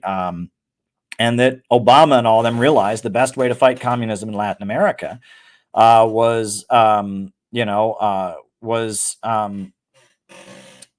the best way to fight communism in Latin America was to go soft, was to have a soft, left, to kind of give the people what they want, but push pro-imperialist politics at the same time. And they've created a soft left. And so that Miami crowd, the Marco Rubio crowd, they've kind of fallen out of favor. And they represent the old military right wing of a lot of these Latin American countries. And they used to be the people the USA kind of trusted to run kind of military dictatorships in these countries. But now, they're kind of out of favor. Now, ultimately, they're going to realize that their economic interest is in trading with Russia and China, and that they ultimately have the same economic interest as the hard, genuine anti-imperialist communists. But it's going to be really hard for them to realize that, because they and the anti-imperialist communists have been killing each other for the last 60 years. And it's the center that are puppets of imperialism, the center right and the center left that work for the US imperialists. And the hard right wing is gradually starting to realize that the imperialists don't have their favor at heart. And the left already, the genuine left, like Maduro and all of them, that is quite socially conservative often, they already like Russia and China. So there's a political realignment, right? We talk about the fourth political theory and all of that. It's going to hit Latin America, but it's going to take a lot longer because there's blood, right? There's blood. I mean, these people have killed each other, right? So it's complicated. But, so that's one faction supporting Trump. There's people in the military that don't want another Arab Spring. They want to fight, Islamic terrorism, and think that the Obama policies of funding terrorism and destabilizing the world by arming terrorist groups is bad. They're supporting Trump. There's a Silicon Valley faction that is backing Trump at this point, tech bros and crypto bros. And there's a lot of people in the Trump coalition, right? We saw Elon Musk this weekend. So there we go. Peter's documentary was amazing, and Peter is very, very skilled. And I'm actually very happy to see how quickly views are stacking up on that documentary Peter did. I think the rollout that we did, the launch of that documentary that we put together was very effective. I think it was very, very effective, and I'm really happy that we did that. I was sick. I don't know if you could see, but yesterday when I did my pre-stream with Peter, I was still quite sick. My health was not totally there, but I had committed to doing that. And I never want to break my word and let a friend down. I missed church that morning, but I did what I needed to do. And I did that for Peter. And Peter's film was amazing. It was a great film. And he talked about the Congress for Cultural Freedom. And he talked about our Palm Dud. He talked about all the issues that we push that are so important. And I'm really, really glad. I'm really, really glad that Peter did that. So, Peter did a really good thing. I'm really excited to see him this weekend. Peter is an amazing person, and he's very loyal too, and he's been through it all. And I love Peter. If you're watching this, Peter Coffin, you're probably not, because you're not a night owl like I am. It's almost 11:30, but shout out to you, brother. You do good work. Peter is a great, loyal member of CPI, a very experienced, brilliant man. Pompeo just admitted to an African politician, Russian pranksters, that to separate China and Russia, the USA should embrace Russia. Busted. Interesting. Well, I know that's been the U.S. imperialist line for a long time, but it's not going to happen. Russia and China are economically tied together. And the more they isolate Russia from the world, the more that Russia is going to be tied in with the Chinese economy. And the more they isolate China from the world, the more China is going to be tied in with the Russian economy. China is a manufacturer, and Russia is an energy giant. And in order to manufacture, you're going to need lots of energy. And in order to sell energy around the world, you're going to have somebody to sell it to. And so Russia and China are a match made in heaven when it really gets down to it. So for your October project, I'm with you. Respect your hard work. Thank you. Well, look, we're doing our best. Anything we can do, we're trying our best. I'm headed to Chicago this week for the workshop. Hopefully after that, we can take it to a few more places. It's not easy. It was very hard to do what we did on Wednesday. It looks like it's easy, right? Oh, you just get the banner and all that. No. You get 10-foot poles. You get everything together. You get the people. It was quite difficult, but we did it. And I'm proud of us. I'm proud that we did what we did, and I'm ready to do it again. I am ready and happy to do it again. We need to get that message out there. Good books about the coal wars in Appalachia. Well, look, the main go-to book on labor history that I point to is Labor's Untold Story by Herbert Moraes. All right. That's the book that I go to. I know it's quite hard to find these days. It used to be on Amazon, but it's not on there anymore. That Labor's Untold Story is the go-to book. If you want a basic overview of the labor movement, it's a book published by the United Electrical Workers Union, and it gives, and it's on eBay for $9.99, right? It is on Amazon. Labor's Untold Story. I would recommend that book. Get yourself a copy of Labor's Untold Story by Richard O'Boyer and Herbert Moraes, right? It talks about Big Bill Haywood and his work among Colorado miners. It talks about Appalachian miners, and it's written in a very beautiful, poetic way. It's really a really important text. So there we go. I'm going to skip your question, Nilo Nostrum. Look, that group has been very hostile to us and unfriendly. They don't want to be our friends, and there's nothing we can do about it. So, yeah. Next question. What's the difference between Strasserism and Nazbol? Well, neither of those are real things. Let me just point that out, right? Neither of those things that you mentioned are real things at this time. The first one, Strasserism, is when the Nazi Party was formed in the 1920s. There was a group of, people. There was a far-right group led by two brothers, Otto and Gregor Strasser, and they merged into the Nazi Party, and they were anti-Semitic and anti-communist, but they also believed in a kind of German nationalistic socialism, and they emphasized the socialism part a little bit more. They were more pro-labor unions. They wanted to create like worker cooperatives and stuff like that. And they merged into the Nazi Party, and after Hitler came to power, he killed them. And Hitler had a big factional fight with them and said there's nothing wrong with capitalism as long as the capitalists are loyal to the nation and patriotic. And then after Hitler had been in power for a year, he purged the stormtroopers, and Gregor Strasser, the leader of them, was a stormtrooper, and he was killed. And then Otto Strasser, his brother, fled to Britain and basically became the Nazi Trotsky. And he did broadcasts, from Britain. He did broadcasts about how he was the true Nazi and Hitler had sold out Nazism. Strasserism was a variation of the Nazi ideology that emphasized economic, anti-capitalism alongside the anti-Semitism a bit more. That's it, right? And it's not a thing. Around the world, every so often, Nazis will fight with each other, and they will accuse,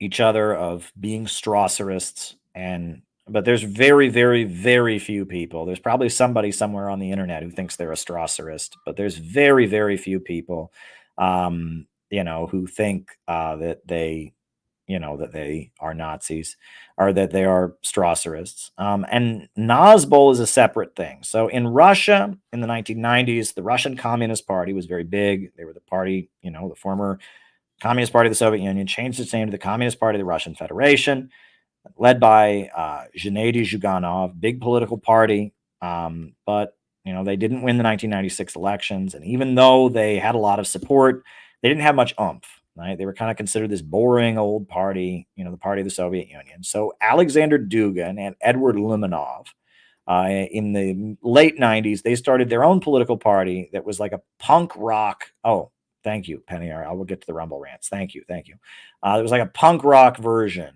of the Nazi party. And they wore leather jackets. And yeah, there's a lot of Rumble rants to go through. So thank you for reminding me. They wore leather jackets, and they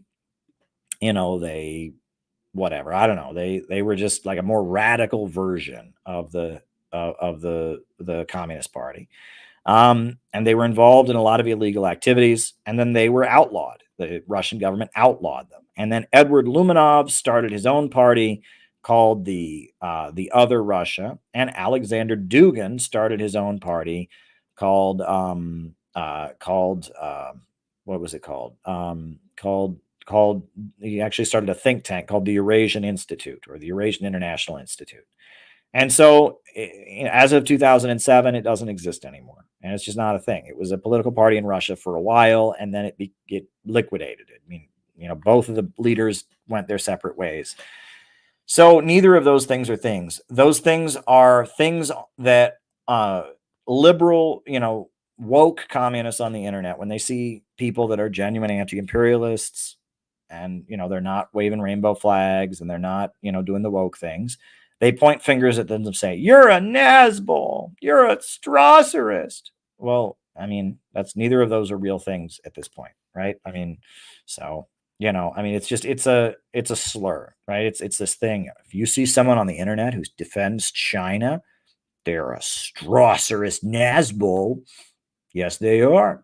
It's just a silly internet thing. I don't know. I don't see it that much anymore, but that used to be the main thing that, that they would point the finger at me. He's a Nazbol. He's a Strasserist. And I'm neither of those things. I've met Alexander Dugin, smart guy. I've learned a lot from him. Don't agree with him on everything, but I think he's a brilliant man. What happened to his daughter was absolutely criminal. And the way these people celebrated what happened to his daughter, the murder of a 28-year-old woman, I mean, it was just unbelievable. She was a friend of mine, and I'm just horrified by what they did to her. Strasser, Strasserism was just a weird variant of Nazism that, barely exists. So anyway, moving on. Looks like the Israeli lobby has crowned Reza Pahlavi as the Shah of Iran. Yeah, well, the Wall Street Journal continues to run articles. Like they ran articles about, Pahlavi, by Pahlavi, the king of Iran. I mean, again, they just get a pass. And everyone's like, this is the Pahlavi monarchy that killed thousands and thousands of innocent Iranians and tortured people and all of that. And everyone's just like, oh yeah, well, who cares?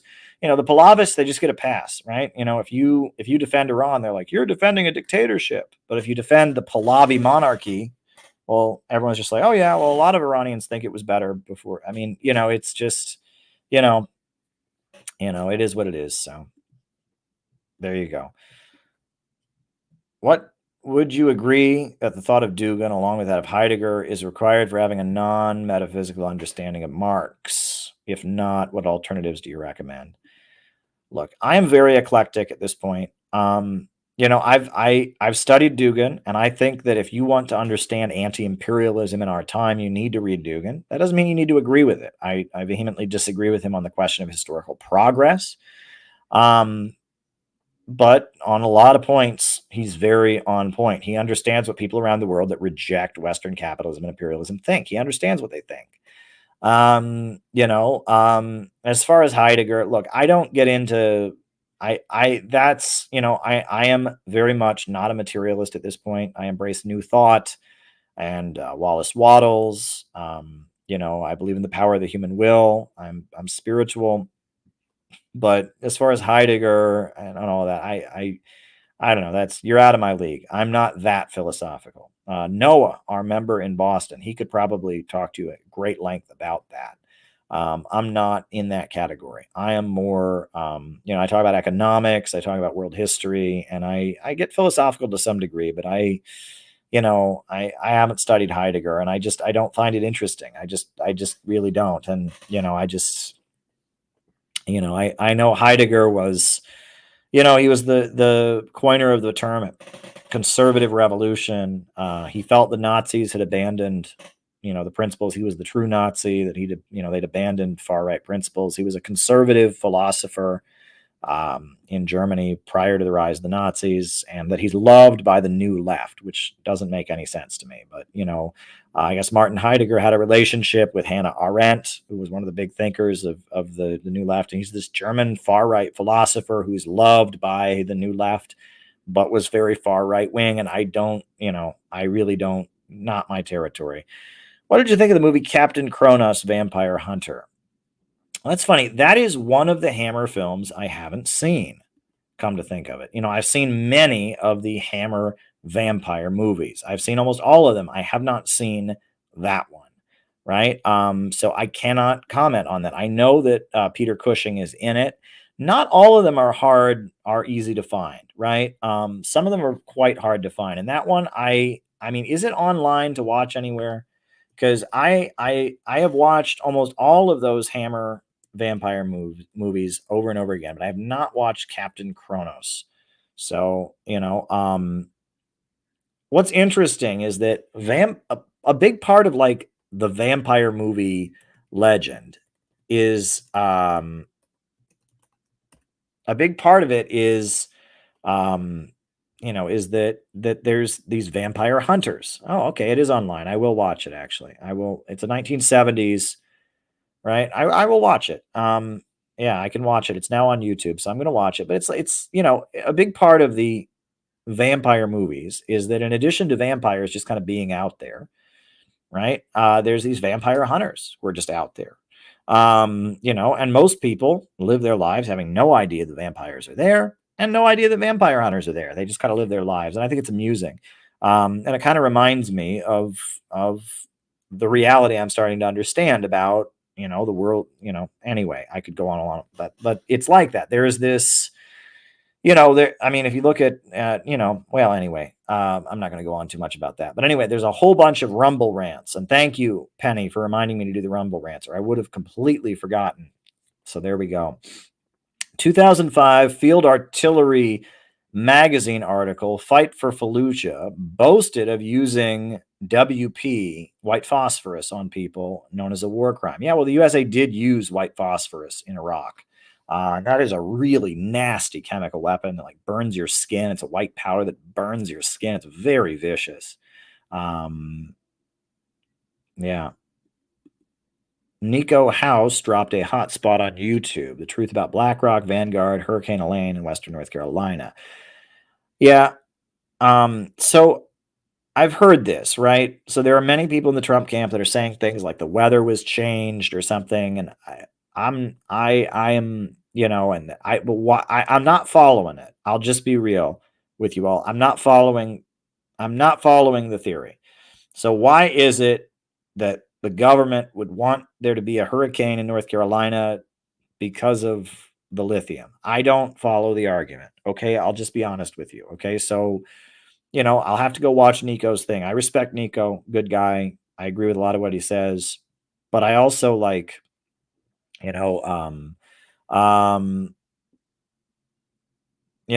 just don't get it. I don't understand what, so why would the government want there to be a hurricane in North Carolina just because there's lithium there? I don't follow it, right? I saw Marjorie Taylor Greene's tweet about how they can control the weather and they do cloud seed and stuff like that. But I'm still not following. So why do they want there to be a hurricane there? I don't follow. Sorry. Right. I heard talk on Indie Media, i.e.g. Duran, that China manipulates its currency. Is this true? Is it appropriate to talk about China's economy in light of the U.S. manipulations of the U.S. Well, here's the thing, right? Every country wants its currency to be stronger, right? Part of the way the USA maintains its dominance, right, is by having the dollar be everywhere, right? So would it be in China's strategic interest, trying to be a wealthier country, for their currency to be used in more places? Sure. Is that manipulation? There are unethical forms of manipulation. And the other thing is that there's, it's like the equivalent of insider trading. Betting on currencies is one of the ways people make lots of money. Currency trading. But you're talking about manipulating their currency. There's a couple African countries that use their currency now, from what I understand. I think Zimbabwe uses their currency. Would China, as part of their plan of making China a stronger country, want their currency to go up or down? I know they often accuse China of devaluing their currency. So I don't know. Okay. General Mattis even said there's no evidence that Syria used sarin nerve gas. Yeah, a lot of people have said that. And a lot of people have also pointed out that the Syrian rebels that were promoted by the American government were also using chemical weapons. And, it's just like, oh, where you go. Jill Stein is influenced by the Council of American Islamic Relations, which is pro-Palestine, but supports Syrian regime change. Look, yeah, I know Jill Stein. Look, and she's also influenced by Socialist Alternative, right? This Trotskyite group led by Kashama Sawant staffs her campaign, and they are very anti-communist, very anti-China, and all of that. So, Jill Stein is playing an overall good role. She has said some negative things about different countries, but she's overall playing a good role. And I don't agree with what she said about Syria or about Russia, but at the same time, I understand that she's still playing a good role. So I would urge people to just, we have to be able to work with people with whom we disagree. I was proud to stand next to Jill Stein at the Uhuru trial, and she was there, and a lot of these people were not there. They might talk about the Uhuru case and all that, but why weren't they in front of the courthouse? I think it's complicated. And I just, she's trying to please a lot of different people. It's not just CAIR, right? CAIR is the Muslim Brotherhood, basically. It's the westernized Islam. They're Sunnis, but they're like secular, they're like westernized Sunnis, right? They're not Wahhabis, they're westernized Sunnis, and that's their perspective. They are against any form of Arab nationalism. So, and that the fact that Muslims, that's CAIR probably represents majority Muslim sentiment in America. So the fact that CAIR is supporting her is a really big deal. It's a really good thing, right? And the ads, where she's talking about Palestine, I think it's great. So I think overall, Jill Stein is doing great things, but in her alliance, there's a lot of people that are bad on Syria, bad on Russia in her coalition, but and overall, she takes a de-escalatory tone with Russia and China. So that's better than Kamala. There we go. How can the USA pretend to care about alleged chlorine attacks when the USA uses depleted uranium and white phosphorus? Well, that's certainly a fair point. Yeah, the bullets that the USA uses are coated with this metal called depleted uranium. If depleted uranium, it's the poison dust that comes from the bullets. You shoot a bullet off and there's poison dust. It causes birth defects. Nothing's going to grow. Crops can't grow if there's depleted uranium everywhere. It is an absolute disaster, right? And for the USA to be using depleted uranium in Ukraine, right? Ukraine, after this war is over, it's going to be shot up full of depleted uranium bullets. The crops are not going to grow in Ukraine. And white phosphorus is it's a nasty powder that the USA has used in Iraq and other places. So you should have held up the 2005 Artillery magazine of the USA boasting about using white phosphorus. Yeah. Penny says, Norfolk Southern detonated millions of deadly chemicals in East Palestine. Atlanta Biolabs released chlorine gas. Pandemic cure came from a lab. Nord Stream 2 explosion wasn't terrorism. Hey, you all are taking the words out of my mouth, right? Great work as always. Wish I could send more. Thanks. Great. Jody Barr was targeted by the FBI. Judy Bari was targeted by the FBI. She was trying to stop the deforestation of the redwoods. There's only 1% of old growth here left in my state, says Hempcar. Oh, okay. There we go. So, yeah. Wow. All right, folks. Well, listen, it's not too late if you want to come to our workshop this weekend. It's going to be pretty awesome. And,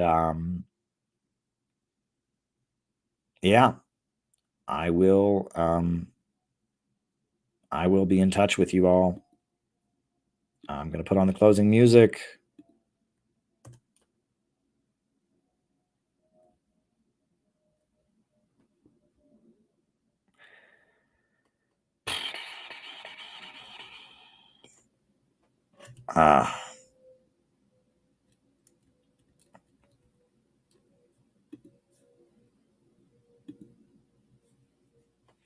Upsurge in the struggle against U.S. imperialism is now emerging throughout the world.